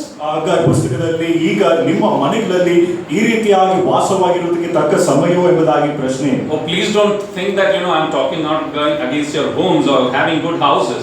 ಒಳ್ಳೆ ಮನೆ ಇರುವ ವಿಷಯವಾಗಿ ವಿರುದ್ಧವಾಗಿ ನಾನು ಮಾತನಾಡುತ್ತಿದ್ದೇನೆ ಎಂಬುದಾಗಿ ನೆನೆಸಬೇಡಿ. But what I want to remind you is when we are going through this discourse, ಆದರೆ ಈ ಒಂದು ಅಧ್ಯಯನವನ್ನು ನಾವು ಹೋಗುವಾಗ ನಿಮಗೆ ಜ್ಞಾಪಕಪಡಿಸುವುದೇನೆಂದರೆ, keep this in mind that the believers could never stay as residents. They were always running around as foreigners. ವಿಶ್ವಾಸಿಗಳು ಅವರು ಒಂದು ಸ್ಥಳದಲ್ಲಿ ಅವರು ಇಲ್ಲದೆ ಅವರು ಪ್ರವಾಸಿಗಳಾಗಿ ಅವರು ಪ್ರಯಾಣ ಮಾಡುವವರಾಗಿದ್ದರು. One of the greatest challenges that I face as one in the oversight of somebody who's shepherding. ನಾನು ಒಬ್ಬ ಸಭಾ ಅಧ್ಯಕ್ಷನಾಗಿ ನಾನು ಅನುಭವಿಸುವ ಒಂದು ತೊಂದರೆ ಏನೆಂಬುದಾಗಿ ನೋಡುವಾಗ, the difficulty when our believers are beaten up black and blue and you have to comfort them. ಆ ವಿಶ್ವಾಸಿಗಳು ಅವರಿಗೆ ಆ ಹೊಡೆತ ಸಿಕ್ಕುವಾಗ ಅವರಿಗೆ ಆದರಣೆ ಕೊಡುವ ಒಂದು ಸಮಸ್ಯೆ. It's not easy. ಅವರಿಗೆ ಆದರಣೆ ನೀಡುವುದು ತುಂಬಾ ಸುಲಭವಲ್ಲ. It's not easy when your believers have been beaten up and taken to the temple and with them bashed and completely bruised. ವಿಶ್ವಾಸಿಗಳು ಅವರಿಗೆ ಆ ಒಂದು ಒಳ್ಳೆ ಹೊಡೆತ, ತುಂಬಾ ಹೊಡೆತ ಸಿಕ್ಕಿ ಮತ್ತು ಅವರನ್ನು ಈ ಒಂದು ದೇವಾಲಯಕ್ಕೆ ಕರ್ಕೊಂಡು ಹೋಗಿ ಅಲ್ಲಿ ಹಿಂಸೆಗೆ ಒಳಗಾಗಿ. So I'm talking about our believers. ನಮ್ಮ ವಿಶ್ವಾಸಿಗಳ ಕುರಿತಾಗಿ This ಮಾತನಾಡುತ್ತಿದ್ದೇನೆ. happened in Narayanpur. ಇದು ನಾರಾಯಣಪುರ ಎಂಬ ಸ್ಥಳದಲ್ಲಿ ನಡೆಯಿತು. So there are these old people who have been taken to the temple. ಇಲ್ಲಿ ಹಿರಿಯ ಪ್ರಾಯದಲ್ಲಿರುವ ಜನರು ಅವರು ಆ ಒಂದು ದೇವಾಲಯಕ್ಕೆ ಕರ್ಕೊಂಡು ಹೋಗಿ, And you know they have been they break this coconut ಈ ಒಂದು ತೆಂಗಿನಕಾಯಿಯನ್ನು and they take it as a prasadam ಆ ಪ್ರಸಾದವಾಗಿ ತೆಗೆದುಕೊಳ್ಳುತ್ತಾರೆ and they gave it to them. ಮತ್ತು ಇದನ್ನು ಅವರಿಗೆ ಕೊಟ್ಟರು. You eat it and become Hindus. ಇದನ್ನು ತಿಂದು ನೀವು ಹಿಂದೂಗಳಾಗಬೇಕು. But what happened? ಆದ್ರೆ ಅಲ್ಲಿ ನಡೆದದ್ದು They didn't eat it. ಅದನ್ನು ಅವರು The ತೆಗೆದುಕೊಳ್ಳಲಿಲ್ಲ. brother put it in his pocket. ಆ ಸಹೋದರಿ ತಮ್ಮ ಜೋಬಿನಲ್ಲಿ The ಹಾಕಿದರು. sister tied it in her sari. ಆ ಸಹೋದರಿ ತಮ್ಮ ಸೀರೆಯಲ್ಲಿ ಕಟ್ಟಿಕೊಂಡರು. And what happened? ನಂತರ When they ನಡೆದ realized that these guys are not eating the prasadam. ಆ ಪ್ರಸಾದವನ್ನು ಇವರು ತಿನ್ನಲಿಲ್ಲ ಎಂಬುದಾಗಿ ಗುರುತಿಸಿದಾಗ Their conversion has not been completed. ಅವರ ಒಂದು ಮತಾಂತರ ಅದು ಸಂಪೂರ್ಣವಾಗಲಿಲ್ಲ. You know what they did? ಅವರು ಮಾಡಿದ್ದೇನೆಂದ್ರೆ They took this prasadam. ಈ ಪ್ರಸಾದವನ್ನು ತೆಗೆದುಕೊಂಡು, Men I'm talking about. ಪುರುಷರ ಕುರಿತಾಗಿ, Took this prasadam and pushed it into that sister's mouth. ಆ ಒಂದು ಪ್ರಸಾದವನ್ನು ತೆಗೆದುಕೊಂಡು ಅವರ ಸಹೋದರಿಯ ಬಾಯಲ್ಲಿ ಹಾಕಿ ಅವರು ಚುಚ್ಚಿದರು. And because she was not ready to eat it, ಅವರು ತಿನ್ನುವುದಕ್ಕೆ ಸಿದ್ಧರಾಗದೇ ಇರುವ they ಕಾರಣದಿಂದ put their hands into her mouth and pushed it to her throat. ಈ ಒಂದು ಪುರುಷರು ಅವರು ತಮ್ಮ ಕೈಯಿಂದ ಆ ಸ್ತ್ರೀಯ ಬಾಯಿಯೊಳಗೆ ಕೈ ಹಾಕಿ ಅದನ್ನು ಒಳಗೆ ತನ್ನುತ್ತಿದ್ದರು. Do you know that your brethren and your sisters are going through that persecution? ನಿಮ್ಮ ಸಹೋದರ ಸಹೋದರಿಯರು ಇಂಥ ಒಂದು ಹಿಂಸೆಗೆ ಒಳಗಾಗುತ್ತಿದ್ದಾರೆ ಎಂಬುದಾಗಿ ನಿಮಗೆ ಗೊತ್ತಿದೆಯೋ? And you are sitting in your comfort zones, ಆದರೆ ನೀವು ನಿಮ್ಮ ಅನುಕೂಲತೆಯಲ್ಲಿ ನೀವು ಕುಳಿತಿದ್ದೀರಿ, thinking that it is not going to come to you. ನಿಮಗೆ ಈ ರೀತಿಯಾಗಿ ಸಂಭವಿಸುವುದಿಲ್ಲ ಎಂಬುದಾಗಿ ನೆನೆಸಿಕೊಂಡು, Oh, we are not kept here to enjoy this life out here. ಈ ಜೀವನವನ್ನು ಆನಂದಿಸುವುದಕ್ಕಾಗಿ ನಾವು ಇಲ್ಲಿ ಇಡಲ್ಪಡಲಿಲ್ಲ. We are kept here with a purpose. ನಾವು ಇಲ್ಲಿ ಒಂದು ಉದ್ದೇಶದಿಂದ ನಮ್ಮನ್ನು ಇಟ್ಟಿದ್ದಾನೆ. And we are going to see that what is that purpose of that dynamics of a growing church. ಆ ಒಂದು ಸಭೆಯ ಒಂದು ಬೆಳವಣಿಗೆಯ ಸಭೆಯ ಒಂದು ವಿಷಯಗಳು ಏನೆಂಬುದಾಗಿ, ಉದ್ದೇಶ ಏನೆಂಬುದಾಗಿ ನಾವು And ಕಲಿಯುತ್ತೇವೆ. probably this church that we are talking about, to whom Peter had written, ಆದರೆ ಪೇತ್ರನು ಬರೆದ ಈ ಒಂದು ಸಭೆಗೆ, ಈ ಸಭೆಯ ವಿಷಯವಾಗಿ ನೋಡುವಾಗ, it was just not going through what we are talking about, but even being beheaded and thrown into the lion's den. ನಾವು ಮಾತನಾಡುವ ವಿಷಯವು ಮಾತ್ರವಲ್ಲದೆ ಅದಕ್ಕಿಂತ ಮಿಗಿಲಾಗಿಯೂ ಅವರು ಶಿರಚ್ಛೇದ ಹೊಂದಿ ಮತ್ತು ಆ ಸಿಂಹದ ಗವಿಯಲ್ಲಿ ಹಾಕಲ್ಪಡುವ ಹಿಂಸೆಗೆ ಒಳಗಾಗುತ್ತಿದ್ದರು. People were tortured at that time. ಆ ಸಮಯದಲ್ಲಿ ಜನರು ಅಷ್ಟರ ಮಟ್ಟಿಗೆ ಹಿಂಸೆಗೆ ಒಳಗಾಗುತ್ತಿದ್ದರು. And that is the people to whom he is writing. ಅಂತ ಜನರಿಗೆ ಪೇತ್ರನು ಬರೆಯುತ್ತಿದ್ದಾನೆ. Now we need to also remember who this writer is. ಈ ಒಬ್ಬ ಬರಗಾರನು ಯಾರೆಂಬುದಾಗಿಯೂ ನಾವು ಚೆನ್ನಾಗಿ ತಿಳ್ಕೊಳ್ಳಬೇಕು. It was to whom the Lord said that I tell you, you are Peter, and on this rock I will build my church, and the gates of hell shall not prevail against it. ನೀನು ಪೇತ್ರನು, ಈ ಬಂಡೆಯ ಮೇಲೆ ನಾನು ನನ್ನ ಸಭೆಯನ್ನು ಕಟ್ಟುವೆನು, ಆ ಪಾತಾಳದ ಲೋಕದ ಬೀಗದಲ್ಲಿ ಅದನ್ನು ಸೋಲಿಸುವುದಿಲ್ಲ ಎಂಬುದಾಗಿ ಕರ್ತನು ಇವನಿಗೆ ಹೇಳಿದನು. Peter is one of my favorite characters in the Bible. ಸತ್ಯವೇದದಲ್ಲಿ ಅನೇಕ ವ್ಯಕ್ತಿತ್ವಗಳಲ್ಲಿ ಪೇತ್ರನು ತುಂಬಾ ಇಷ್ಟವಾದ ಒಂದು ವ್ಯಕ್ತಿತ್ವ. ಯಾಕೆ? You know why? ಕಾರಣ ಏನು? Because I associate with him so much. ಯಾಕೆಂದ್ರೆ ಈತನೊಂದಿಗೆ ನಾನು ತುಂಬಾ ಗುರುತಿಸಿಕೊಳ್ಳುತ್ತೇನೆ. He's a man who's completely exposed in the Bible. ಯಾಕೆಂದ್ರೆ ಈ ಒಬ್ಬ ಮನುಷ್ಯನು ಅವನ ವಿಷಯವಾಗಿ ಸಂಪೂರ್ಣವಾಗಿ ಸತ್ಯವೇದದಲ್ಲಿ ಬಹಿರಂಗವಾಗಿ ಬರೆಯಲ್ಪಟ್ಟಿದೆ. The Lord tells him that you are the one and you will be held responsible. I'll build my church and the gates of hell shall not prevail against it, and all those responsibilities are given to this Peter. ಈ ಒಂದು ಪೇತ್ರನಿಗೆ ಎಲ್ಲ ಒಂದು ಜವಾಬ್ದಾರಿ ಕೊಡಲ್ಪಟ್ಟಿದೆ. ನೀನು ಪೇತ್ರನು ಈ ಬಂಡೆಯ ಮೇಲೆ ನನ್ನ ಸಭೆಯನ್ನು ಕಟ್ಟುವೆನು ಎಂಬುದಾಗಿ ಆ ಜವಾಬ್ದಾರಿ ಅವನಿಗೆ ಕೊಡಲ್ಪಟ್ಟಿದೆ. Jesus is crucified. ಯೇಸು ಶಿಲುಬೆಗೆ ಹಾಕಲ್ಪಟ್ಟಿದ್ದಾನೆ. The resurrection has not yet happened. ಆ ಪುನರುತ್ಥಾನವು ಇನ್ನೂ ಆಗಲಿಲ್ಲ. And this guy says, ಆದ್ರೆ ಈತನು ಹೇಳುವುದೇನೆಂದ್ರೆ, to whom the building of the church was the responsibilities were given, ಆ ಸಭೆ ಕಟ್ಟುವ ಒಂದು ಜವಾಬ್ದಾರಿ ಕೊಡಲ್ಪಟ್ಟ ಇವನಿಗೆ, and who was called the fisher of men, ಮತ್ತು ಮನುಷ್ಯರನ್ನು ಹಿಡಿಯುವ ಬೆಸ್ತನೆಂಬುದಾಗಿ ಕರೆಯಲ್ಪಟ್ಟನು. in John 21:3 he says, I am going fishing. ಯೋಹಾನ ಬರೆದ ಸುವಾರ್ತೆ 21:3ರಲ್ಲಿ ನಾನು ಮೀನು ಹಿಡಿಯುವುದಕ್ಕೆ ಹೋಗುತ್ತೇನೆ ಎಂಬುದಾಗಿ ಹೇಳಿದನು. I don't know, whoever wants to build the church, I am going fishing. ಆ ಸಭೆಯನ್ನು ಯಾರು ಬೇಕಾದರೂ ಕಟ್ಟಲಿ, ನಾನು ಮೀನು ಹಿಡಿಯುವುದಕ್ಕೆ ಹೋಗುತ್ತೇನೆ ಎಂಬುದಾಗಿ ಹೇಳಿದನು. But the amazing grace following him. ಆದರೆ ಆತನನ್ನು ಅದ್ಭುತವಾದ ಕೃಪೆ ಹಿಂಬಾಲಿಸಿತು. I love that first interaction with Peter that the Lord has. ಕರ್ತನು ಪೇತ್ರನೊಂದಿಗೆ ಮಾತನಾಡಿದ ಮೊದಲನೇ ಸಂಭಾಷಣೆ ನನಗೆ ತುಂಬಾ ಇಷ್ಟ. this final scene where Peter and Jesus Christ part ways. ಈ ಒಂದು ಅಂತಿಮವಾದ ಒಂದು ಚಿತ್ರದಲ್ಲಿ ಕರ್ತನಾದ ಯೇಸು ಕ್ರಿಸ್ತನು ಮತ್ತು ಪೇತ್ರನು ಅವರು ಬೇರೆ ಬೇರೆ ಆಗಿ ಹೋಗುತ್ತಾರೆ. Yes, Peter is, saying, I don't know who this Jesus Christ is. ಪೇತ್ರನು ಈ ಯೇಸು ಕ್ರಿಸ್ತನು ಯಾರೆಂಬುದಾಗಿ ನನಗೆ ಗೊತ್ತಿಲ್ಲ ಎಂಬುದಾಗಿ ಹೇಳಿ ಹೋದನು. I don't know him. ಅವನು ಆತನ ಕುರಿತಾಗಿ ನನಗೆ ಗೊತ್ತಿಲ್ಲ. It is written over here, there. ಅಲ್ಲಿ ಬರೆಯಲ್ಪಟ್ಟದ್ದು ಏನಂದ್ರೆ, And the Lord looked at him. ಕರ್ತನು ಅವನನ್ನು ದೃಷ್ಟಿಸಿ ನೋಡಿದನು. And the Lord looked at Peter. ಮತ್ತು ಕರ್ತನು ಪೇತ್ರನನ್ನು ನೋಡಿ Peter went out weeping. ಪೇತ್ರನು ಅಳುತ್ತಾ ಆತನ ಹೊರಗೆ ಹೋದನು. Okay, now this is what has happened, transpired over there. ಈ ಒಂದು ಘಟನೆ ಅಲ್ಲಿ ನಡೆದದು. Now imagine if it was Jim Matthew. ಒಂದು ವೇಳೆ ಆ ಒಂದು ಸ್ಥಳದಲ್ಲಿ ಜಿಮ್ ಮ್ಯಾಥ್ಯೂ ಹೋಗಬೇಕು. Who's meeting Peter after that? Not Jesus Christ. Jim Matthew is meeting Peter. ಇಲ್ಲಿ ಕ್ರಿಸ್ತನಲ್ಲ, ಆದರೆ ಜಿಮ್ ಮ್ಯಾಥ್ಯೂ ಅವರು ಈ ಘಟನೆ ಆದ ನಂತರ ಪೇತ್ರನನ್ನು ಭೇಟಿ ಮಾಡುತ್ತಾರೆ. And Peter is coming. ಪೇತ್ರನು ಬರುತ್ತಿದ್ದಾನೆ. And he had said that he doesn't know Jim Matthew. Jim Matthew ಅವರನ್ನು ಗೊತ್ತಿಲ್ಲ ಎಂಬುದಾಗಿ ಪೇತ್ರನು ಹೇಳಿದನು. So he is coming. ಅವರು ಬರುತ್ತಿದ್ದಾರೆ. So I meet Peter. ನಾನು ಪೇತ್ರನನ್ನು ಭೇಟಿ ಮಾಡುತ್ತೇನೆ. So I'll tell Peter, keep your distance, okay? ಪೇತ್ರನೇ ಸ್ವಲ್ಪ ದೂರವಾಗಿರು. Boy, I know how good you were. ನೀನು ಎಷ್ಟು ಒಳ್ಳೆಯವನೆಂಬುದಾಗಿ ನನಗೆ ಈಗ ಗೊತ್ತಾಯಿತು. Over there I was being beaten up black and blue. ಅಲ್ಲಿ ನಾನು ಇರುವಾಗ ನನಗೆ ಅಷ್ಟು ಹೊಡೆತ ಸಿಕ್ಕಿತು. I was going to be crucified. ನಾನು ಶಿಲ್ಪಿಗೆ ಹಾಕಲ್ಪಡ್ತಾ ಇದ್ದೇನೆ. Instead of standing by me, you are the one who said I don't know you. ನೀನು ನನ್ನ ಸಂಗಡ ಇರುವುದಕ್ಕೆ ಬದಲಾಗಿ ನನ್ನನ್ನು ಗೊತ್ತಿಲ್ಲ ಎಂಬುದಾಗಿ ಹೇಳಿದ ವ್ಯಕ್ತಿ ನೀನು. And I would have accused him of everything under the sun. ಸೂರ್ಯನ ಕೆಳಗೆ ಎಲ್ಲಾ ವಿಷಯದ ವಿರುದ್ಧ ಎಲ್ಲಾ ವಿಷಯವು ಆಮೇಲೆ ಆಪಾದನವಾಗಿ ಹೇಳಿರಬಹುದು. But do you remember what Jesus did? ಆದರೆ ಯೇಸು ಮಾಡಿದ ಕಾರ್ಯವನ್ನು ನೆನೆಸಿಕೊಳ್ಳಿ. That is what I call amazing grace. ಇದಕ್ಕೆ ನಾನು ಆಶ್ಚರ್ಯಕರವಾದ ಕೃಪೆ ಎಂಬುದಾಗಿ. What did Jesus do? ಯೇಸು ಅಲ್ಲಿ ಮಾಡಿದನು. What was the question that Jesus asked Peter? ಪೇತ್ರನಲ್ಲಿ ಯೇಸು ಕೇಳಿದ ಪ್ರಶ್ನೆ ಏನು? Peter, do you? ಪೇತ್ರನೇ ನನ್ನ ಮೇಲೆ ಮಮತೆ ಅಥವಾ ಪ್ರೀತಿಯನ್ನು ಇಟ್ಟಿದ್ದೀರೋ? The one of the questions that can solve all the problems. ಎಲ್ಲ ಸಮಸ್ಯೆಗಳನ್ನು ಪರಿಹರಿಸುವ ಒಂದು ಪ್ರಶ್ನೆ ಏನಂದ್ರೆ, once you means I have a wife. ನನಗೆ ಪತ್ನಿ ಇದ್ದಾರೆ. So if I fight with my wife, ನನ್ನ ಪತ್ನಿಯೊಂದಿಗೆ ಏನಾದರೂ ಜಗಳವಾದರೆ, how many of you dare go and ask, do you love me? ಎಷ್ಟು ಜನರಿಗೆ ನನ್ನ ಮೇಲೆ ಪ್ರೀತಿ ಇಟ್ಟಿದೆ ಎಂಬುದಾಗಿ ಕೇಳುವಂತ ಧೈರ್ಯ ಉಂಟು? But that is the question. ಆದರೆ ಇದೇ ಒಂದು ಪ್ರಶ್ನೆ. The problem for all anger and fight ಎಲ್ಲ ಕೋಪಕ್ಕೂ ಎಲ್ಲ ಒಂದು ಜಗಳಕ್ಕೂ ಇರುವ ಒಂದು ಸಮಸ್ಯೆ is the reason that we don't love. ಅಲ್ಲಿ ಕಾರಣ ಏನೆಂಬುದಾಗಿ ನೋಡುವಾಗ ನಾವು ಪ್ರೀತಿ ಮಾಡುವುದಿಲ್ಲ. As soon as we get angry, ನಾವು ಕೋಪ ಮಾಡಿದ ತಕ್ಷಣವೇ what is the first thing that goes away? ಅಲ್ಲಿ ಹೊರಟು ಹೋಗುವ ಮೊದಲನೇ ವಿಷಯ ಏನು? When you are angry, ಒಂದು ವೇಳೆ ನೀವು ಕೋಪದಿಂದಿರುವಾಗ, do you go and tell your wife, I love you? ನಿಮ್ಮ ಪತ್ನಿಯ ಬಳಿಗೆ ಹೋಗಿ ನಾನು ನಿಮ್ಮನ್ನು ಪ್ರೀತಿಸುತ್ತೇನೆ ಎಂಬುದಾಗಿ ಹೇಳ್ತೀರಾ? That's not how we handle it. ಈ ರೀತಿಯಾಗಿ ನಾವು ವ್ಯವಹರಿಸುವುದಿಲ್ಲ. But that is the question that we should ask. ಆದರೆ ಈ ಪ್ರಶ್ನೆಯನ್ನು ನಾವೆಲ್ಲರೂ ಕೇಳುವವರಾಗಿರಬೇಕು. And the Lord restores him back. ದೇವರು ಕರ್ತನು ಆತನನ್ನು ಪುನಃಸ್ಥಾಪಿಸಿದನು. 3 times Peter repeatedly said that I don't know Jesus. 3 ಬಾರಿ ಪೇತ್ರನು ಯೇಸು ಕ್ರಿಸ್ತನನ್ನು ಅಲೆಗಳೆದನು. You know how many times Jesus asked Peter, do you love me? ಕರ್ತನು ಪೇತ್ರನಿಗೆ ಎಷ್ಟು ಬಾರಿ ನೀನು ನನ್ನ ಮೇಲೆ ಮಮತೆ ಇಟ್ಟಿದೆ ಎಂಬುದಾಗಿ ಹೇಳಿದನು? How many?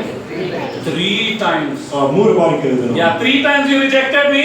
3 ಬಾರಿ ನೀನು ನನ್ನನ್ನು ತಿರಸ್ಕರಿಸಿದೆ. 3 times I want to know that you still love me. 3 ಬಾರಿ ನೀನು ನನ್ನ ಮೇಲೆ ಮಮತೆ ಇಟ್ಟಿದ್ದೀಯೋ ಎಂಬುದಾಗಿ ತಿಳ್ಕೊಳ್ಳಬೇಕು. It is that man who is writing this epistle. ಅಂತ ಒಬ್ಬ ಮನುಷ್ಯನು ಈ ಪತ್ರವನ್ನು ಬರೆದಿದ್ದಾನೆ. God can turn failures into success. ದೇವರು ಆ ಒಂದು ಸೋಲುವಿಕೆಯನ್ನು ಯಶಸ್ವಿಯಾಗಿ ನಡೆಸಲಿಕ್ಕೆ ಸಾಧ್ಯವಿದೆ. And then one day this Peter goes out fishing. ಒಂದು ದಿನ ಪೇತ್ರನು ಮೀನು ಹಿಡಿಯುವುದಕ್ಕೆ ಹೋದನು. Not with a net. ಯಾವ ಒಂದು ಬಲೆಯಿಂದ, but with the word of God. ಆದರೆ ದೇವರ ವಾಕ್ಯದೊಂದಿಗೆ. And he throws that net. ಆ ಒಂದು ಬಲೆಯನ್ನು ಹಾಕಿದನು. 3,000 people are caught. 3,000 ಜನರು ಹಿಡಿಯಲ್ಪಟ್ಟರು. And then he goes ahead. ಮತ್ತು ಅಲ್ಲಿಂದ ಮುಂದೆ ಹೋಗಿ, and we see that it grew up to 5,000 by Acts 4 and 4. ಅಪೊಸ್ತಲರ ಕೃತ್ಯಗಳು 4:4ರಲ್ಲಿ ಅದು 5,000 ಸಂಖ್ಯೆಯಾಗಿ ಮಾರ್ಪಟ್ಟಿತು. He's turned out to be a fisher of men now. ಈಗ ಮನುಷ್ಯರನ್ನು ಹಿಡಿಯುವ ಬೆಸ್ತನಾದನು. Now when he is old, ಈಗ ಹಿರಿಯ ಪ್ರಾಯದಲ್ಲಿರುವಾಗ, he is not talking about church growth from the number perspective. ಆದರೆ ಈಗ ಸಭೆಯ ಬೆಳವಣಿಗೆಯನ್ನು ಅದು ಸಂಖ್ಯೆ ಒಂದು ಆಧಾರದ ಮೇಲೆ ಅದನ್ನು ಮಾತನಾಡುವುದಿಲ್ಲ. But he is talking about a different thing, ಆದರೆ ಅಲ್ಲಿ ವಿಭಿನ್ನವಾದ ವಿಷಯವಾಗಿ ಮಾತನಾಡುತ್ತಿದ್ದಾನೆ. He could have been the right guy to harp on the number on the number game. ಆತನ ಅವನು ಈ ಒಂದು ಸಂಖ್ಯೆ ಒಂದು ಆಟದಲ್ಲಿ ಅವನನ್ನು ಸೋಲಿಸಲಿಕ್ಕೆ ಸಾಧ್ಯವಿಲ್ಲ. You know, he could have written to epitomize himself as the usherer of this new event and the guy who brought so many people to the Lord. ಇಷ್ಟು ಜನರನ್ನು ಕರ್ತನ ಬಳಿಗೆ ನಡೆಸಿದನು ಎಂಬ ಒಂದು ಹೆಮ್ಮೆ ಆತನಿಗೆ ಆ ಒಂದು ಹೆಮ್ಮೆಯನ್ನು ಕೊಚ್ಚಿಕೊಳ್ಳಬಹುದಾಗಿತ್ತು. Now the question is that how what we understand that church is growing? ಈ ಸಭೆಯು ಈ ರೀತಿಯಾಗಿ ಬೆಳೆಯುತ್ತಿದೆ ಎಂಬುದಾಗಿ ನಾವು ಅರ್ಥ ಮಾಡಿಕೊಳ್ಳಬೇಕು. When we talk about church growth, we very often have a very warped view about it. ಆ ಸಭೆ ಬೆಳವಣಿಗೆಯ ವಿಷಯವಾಗಿ ನಾವು ಮಾತನಾಡುವಾಗ ನಮಗೆ ತಪ್ಪಾದ ಒಂದು ಅಭಿಪ್ರಾಯಗಳು ಉಂಟು. Yeah, we focus more on the externals. ನಾವು ಹೊರಗಿನ ವಿಷಯಗಳ ಮೇಲೆ ನಾವು ಹೆಚ್ಚು ಗಮನವನ್ನು ಕೊಡ್ತೇವೆ. And forget the pivotal, that is the internal thing. ಆದರೆ ಪ್ರಾಮುಖ್ಯವಾದ ಆಂತರಿಕ ವಿಷಯಗಳನ್ನು ಮರೆತು ಹೋಗುತ್ತೇವೆ. We often like churches that are growing in numbers. ನಾವು ಸಭೆಯು ಸಂಖ್ಯೆಯಲ್ಲಿ ಬೆಳೆಯುವುದನ್ನು ನಾವು ಇಷ್ಟಪಡುತ್ತೇವೆ. Not that I'm against it. ಇದರ ವಿರುದ್ಧವಾಗಿ ನಾನಿಲ್ಲ. But that is not the crux of church growth. ಆದರೆ ಸಭೆಯ ಬೆಳವಣಿಗೆ ಅದು ಮೂಲವಾಗಿ ಈ ಸಂಖ್ಯೆಯು ಮೂಲವಾಗಿಲ್ಲ. We like more people getting added into the church. ಸಭೆಗೆ ಅನೇಕ ಜನರು ಸೇರಿಸಲ್ಪಡುವಾಗ ನಮಗೆ ತುಂಬಾ ಇಷ್ಟವಾಗಿದೆ. So what am I saying that it is wrong? ನಾನು ಇದು ತಪ್ಪು ಎಂಬುದಾಗಿ ಹೇಳುತ್ತಿದ್ದೇನೆ. No, it is the best thing that can happen. ಅದು ಉತ್ತಮವಾದ ಒಂದು ಕಾರ್ಯ. But what is the secret for a church to grow is what we are going to consider. ಆದರೆ ಸಭೆಯು ಬೆಳೆಯಬೇಕಾದ್ರೆ ಅದಕ್ಕೆ ರಹಸ್ಯವೇನು ಇದರ ಕುರಿತಾಗಿ ನಾವು ಪರಿಗಣಿಸುತ್ತೇವೆ. Also how we are going to remain faithful. ಅದು ಮಾತ್ರವಲ್ಲದೆ ನಾವು ಹೇಗೆ ನಂಬಿಕಸ್ಥರಾಗಿ ಇರಬೇಕು. The church needs to remain faithful till his coming. ಕರ್ತನು ಹಿಂತಿರುಗಿ ಬರುವ ತನಕ ಸಭೆಯು ನಂಬಿಕಸ್ಥವಾಗಿರಬೇಕು. You know what was the problem with the church at Laodicea? ಲವೋದಿಕ ಸಭೆಯ ತೊಂದರೆ ಏನಾಗಿತ್ತು? What was the problem? ಅಲ್ಲಿ ತೊಂದರೆ ಏನು? Where was the Lord? ಕರ್ತನು ಎಲ್ಲಿದ್ದನು? Do you remember that? ನಿಮಗೆ ಜ್ಞಾಪಕ ಇದೆಯಾ? I will ask the older people. ನಾನು ಹಿರಿಯರಲ್ಲಿ ಪ್ರಶ್ನೆಯನ್ನು ಕೇಳುತ್ತೇನೆ. Where was he in the church of Laodicea? Where was the Lord in the church of Laodicea? ಲವೋದಿಕ ಸಭೆಯಲ್ಲಿ ಕರ್ತನು ಎಲ್ಲಿದ್ದನು? He is standing outside. ಆತನು ಹೊರಗೆ ನಿಂತಿದ್ದಾನೆ. He is standing outside the door and knocking. ಬಾಗಿಲ ಹೊರಗೆ ನಿಂತು ಆತನು ತಟ್ಟುತ್ತಿದ್ದಾನೆ. He wants to get into the church. ಆ ಸಭೆಯ ಒಳಗೆ ಪ್ರವೇಶಿಸಬೇಕೆಂಬುದಾಗಿದ್ದಾನೆ. You know the churches are having this problem very often. ಆ ಸಭೆಯಲ್ಲಿ ಪದೇ ಪದೇ ಇಂಥ ಒಂದು ಸಮಸ್ಯೆ ಉಂಟು. They are probably great in numbers. ಆ ಸಂಖ್ಯೆಯಲ್ಲಿ ದೊಡ್ಡದಾಗಿರಬಹುದು. They look as if they are growing up. ಅಲ್ಲಿ ಬೆಳೆಯುತ್ತಿದ್ದಾರೆ ಎಂಬುದಾಗಿ ಕಾಣಿಸಿಕೊಡುತ್ತಾರೆ. But unfortunately, what the Bible says in Revelation chapter 3:20 is the Lord who's standing outside the church and knocking. ಆದರೆ ಪ್ರಕಟಣೆ 3:20ರಲ್ಲಿ ಕರ್ತನು ಹೊರಗೆ ನಿಂತು ಅವರ ಮೇಲೆ ದೂರ ಹೇಳುತ್ತಿದ್ದಾನೆ. You know the problem with them was ಅವರ ಮಧ್ಯದಲ್ಲಿದ್ದ ಸಮಸ್ಯೆ ಏನೆಂದರೆ they were neither cold nor hot. ಅವರು ತಣ್ಣಗೂ ಇಲ್ಲ ಅವರು ಬೆಚ್ಚಗೂ ಇಲ್ಲ. You know you have to be either hot or cold to be a growing church. ಆ ಸಭೆ ಬೆಳೆಯುವ ಒಂದು ಸಭೆ ಆಗಿರಬೇಕಾದ್ರೆ ನೀವು ಒಂದು ತಣ್ಣಗಾಗಿರಬೇಕು ಇಲ್ಲ ಬೆಚ್ಚಗಾಗಿರಬೇಕು. So when we look at things over here, ಇಲ್ಲಿ ವಿಷಯಗಳನ್ನು ಗಮನಿಸುವಾಗ you know what is the one of the first thing that I would like to highlight of a growing church. ಬೆಳೆಯುವ ಸಭೆಯ ವಿಷಯವಾಗಿ ಮೊದಲನೇ ಅಂಶ ನಾನು ತಿಳಿಸುವುದೇನೆಂದರೆ A growing church has a born again experience. ಬೆಳೆಯುವ ಒಂದು ಸಭೆಯಲ್ಲಿ ಹೊಸದಾಗಿ ಹುಟ್ಟಿದ ಒಂದು ಅನುಭವ ಹೊಂದಿರುತ್ತದೆ. That is what we see in verses 2 onwards, 2 and verse 3. 2 ಮತ್ತು 3ನೇ ವಚನಗಳಲ್ಲಿ ಇದನ್ನೇ ನಾವು ನೋಡುತ್ತೇವೆ. God the Father knew you and chose you long ago, and His Spirit has made you holy. As a result, you have obeyed Him and have been cleansed by the blood of Jesus Christ. May God give you more and more grace and peace. And after that, all praise to God, the Father of our Lord Jesus Christ. It is by His great mercy that we have been born again, because God raised Jesus from the dead. Now we live with great expectation, and we have a priceless inheritance, an inheritance that is kept in heaven for you, pure and undefiled beyond the reach of change and decay. That is 1 to 4. 2ನೇ ವಚನದಿಂದ 4ನೇ ವಚನ ತನಕ ಓದೋಣ.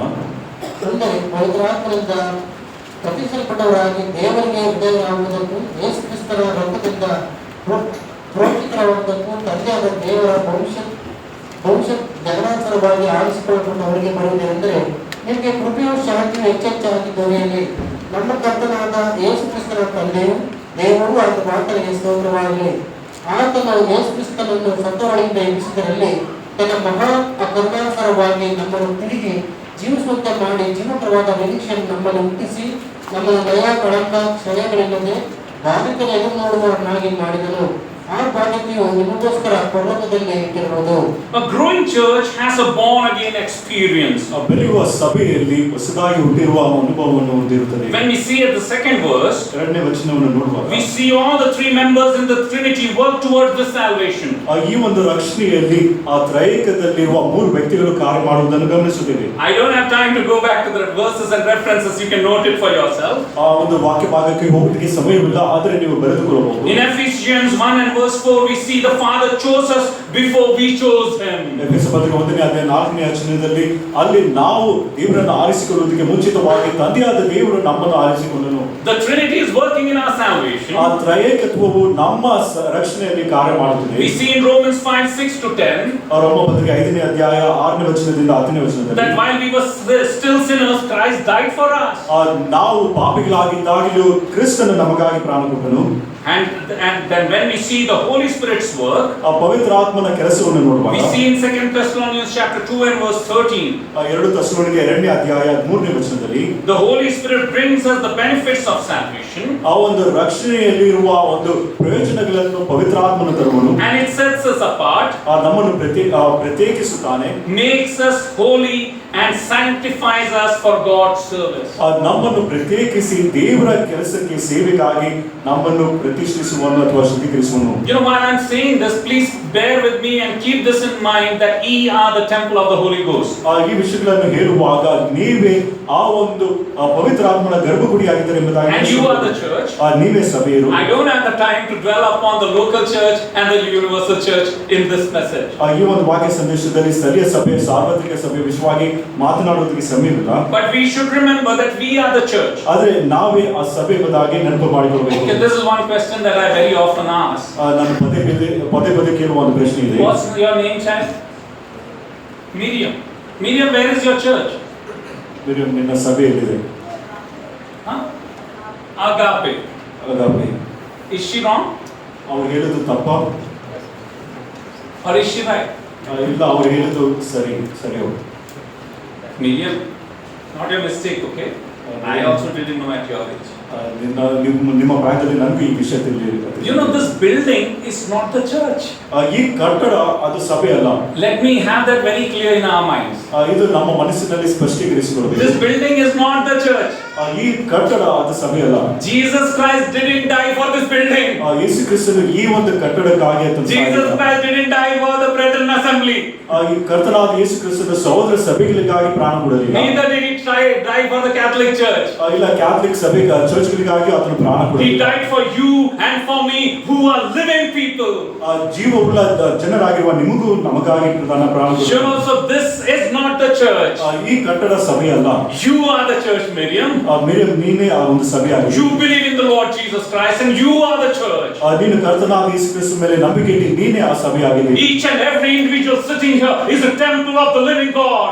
ಇಲ್ಲಿ ಪ್ರತಿಯೊಬ್ಬರು ಕುಳಿತಿರುವ ಪ್ರತಿಯೊಬ್ಬರು ಜೀವವುಳ್ಳ ಜೀವ ಸ್ವರೂಪನಾದ ದೇವರಿಗೆ ಸಭೆ ಆಗಿದೆ. And for that, for you to understand that is the born again experience.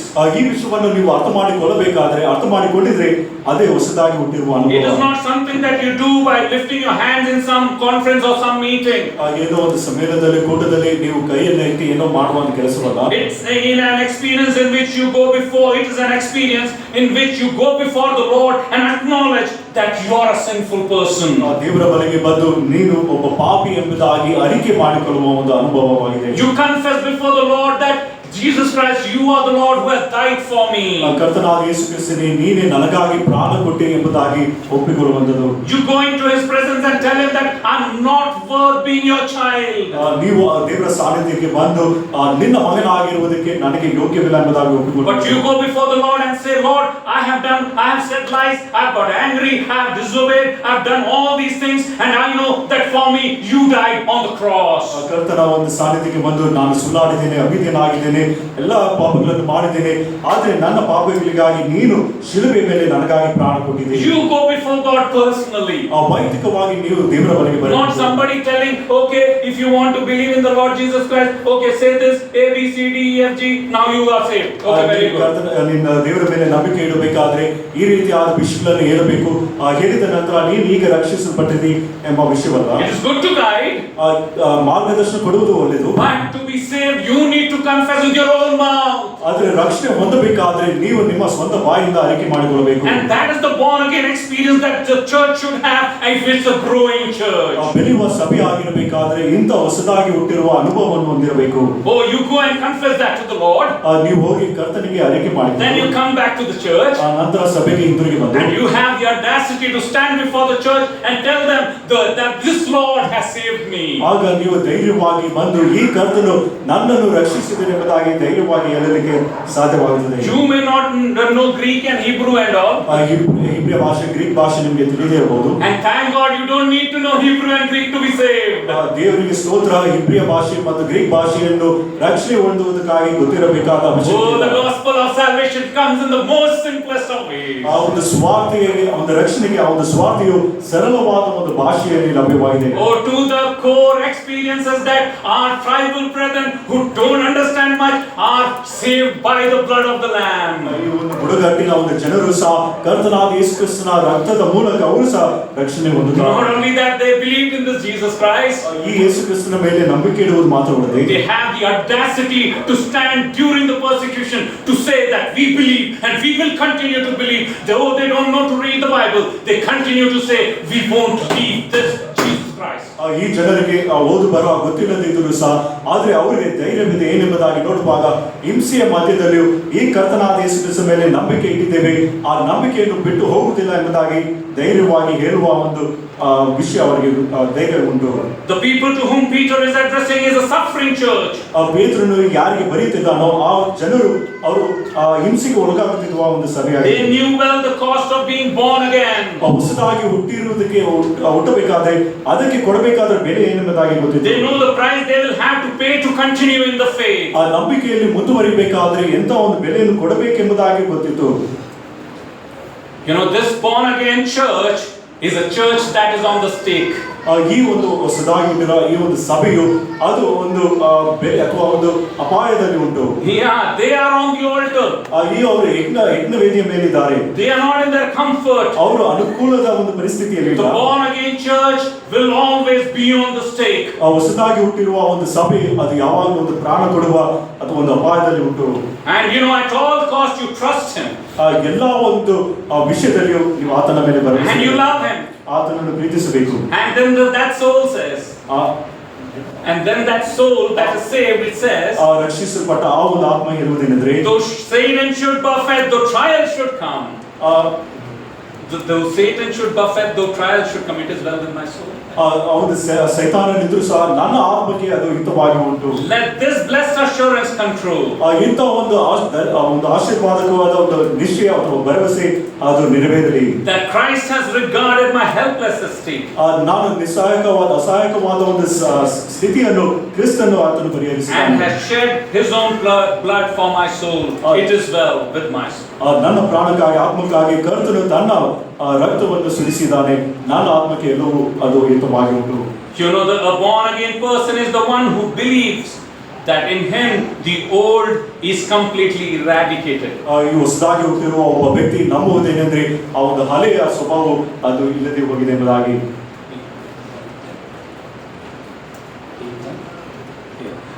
I'm sorry. The thing is, now I need to take you to one reference very soon. ಬೇಗ ಒಂದು ವಾಕ್ಯ ಭಾಗಕ್ಕೆ ನಿಮ್ಮನ್ನು ತೆಗೆದುಕೊಂಡು ಹೋಗ್ತೇನೆ. A born again person is one who believes in him that in him the old is eradicated. ಒಬ್ಬ ಹೊಸದಾಗಿ ಹುಟ್ಟಿರುವ ಒಬ್ಬ ವಿಶ್ವಾಸಿ ಆತನಲ್ಲಿ ಹಳೆ ವಿಷಯಗಳು ಅದು ತೆಗೆದು ಹಾಕಲ್ಪಟ್ಟಿದ್ದಾನೆ ಎಂಬುದಾಗಿ ನಂಬುತ್ತಾನೆ. 2 Corinthians 5 and verse 17. 2 ಕೊರಿಂಥ 5:17. You know, there are many verses, but let me hold to this verse. ಅನೇಕ ವಾಕ್ಯ ಭಾಗಗಳಿದ್ದರೂ ಸಹ ಈ ಒಂದು ವಾಕ್ಯ ಭಾಗವನ್ನು ಇರಿಸಿಕೊಳ್ಳೋಣ. 2 Corinthians 5 and verse 17. We'll read it. 2 ಕೊರಿಂಥ 5:17. ಹೀಗಿರಲಾಗಿ ಯಾವನಾದರೂ ಕ್ರಿಸ್ತನಲ್ಲಿದ್ದರೆ ಅವನು ನೂತನ ಸೃಷ್ಟಿಯಾದನು, ಈಗ ಪೂರ್ವ ಸ್ಥಿತಿ ಹೋಗಿ ಎಲ್ಲ ನೂತನವಾಯಿತು. You know, therefore if anyone is in Christ, he is a new creation, it says. ಯಾವನಾದರೂ ಕ್ರಿಸ್ತನಲ್ಲಿದ್ದರೆ ಅವನು ನೂತನ ಸೃಷ್ಟಿಯಾದನು. It is not something that is being repaired. ಏನೋ ಜೀರ್ಣೋದ್ಧಾರವಾದ ವಿಷಯವಲ್ಲ. It is something new in entity that you're getting. ಆದರೆ ಎಲ್ಲವೂ ಅದು ನೂತನವಾಗಿ ಹೋಗಿದೆ. And it says in the next in that verse it says the old has passed away. ಪೂರ್ವ ಸ್ಥಿತಿ ಹೋಗಿ, The old has passed away. ಪೂರ್ವ ಸ್ಥಿತಿ ಹೋಗಿದೆ. In the sense when we say no, oh, he's no more, he's passed away. ಇನ್ನೊಂದು ಮಾತಿನಲ್ಲಿ ಆತನು ಇಲ್ಲದೆ ಹೋದನು ಎಂಬುದಾಗಿ ಒಂದು ಅರ್ಥ. That is what should happen to a born again person. ಹೊಸದಾಗಿ ಹುಟ್ಟಿರುವ ಒಬ್ಬ ವ್ಯಕ್ತಿಯಲ್ಲಿ ಇದೇ ನಡೆಯಬೇಕು. So that is what, when we go into the waters of baptism, ನಾವು ದೀಕ್ಷಾಸ್ನಾನದ ತೊಟ್ಟಿಯಲ್ಲಿ ನಾವು ಇಳಿಯುವಾಗ what are we telling the world? ಅಲ್ಲಿ ಆ ಲೋಕಕ್ಕೆ ಹೇಳುವುದೇನು? What are we telling the world? ಆ ಲೋಕಕ್ಕೆ ನಾವು ಹೇಳುವ ಮಾತೇನು?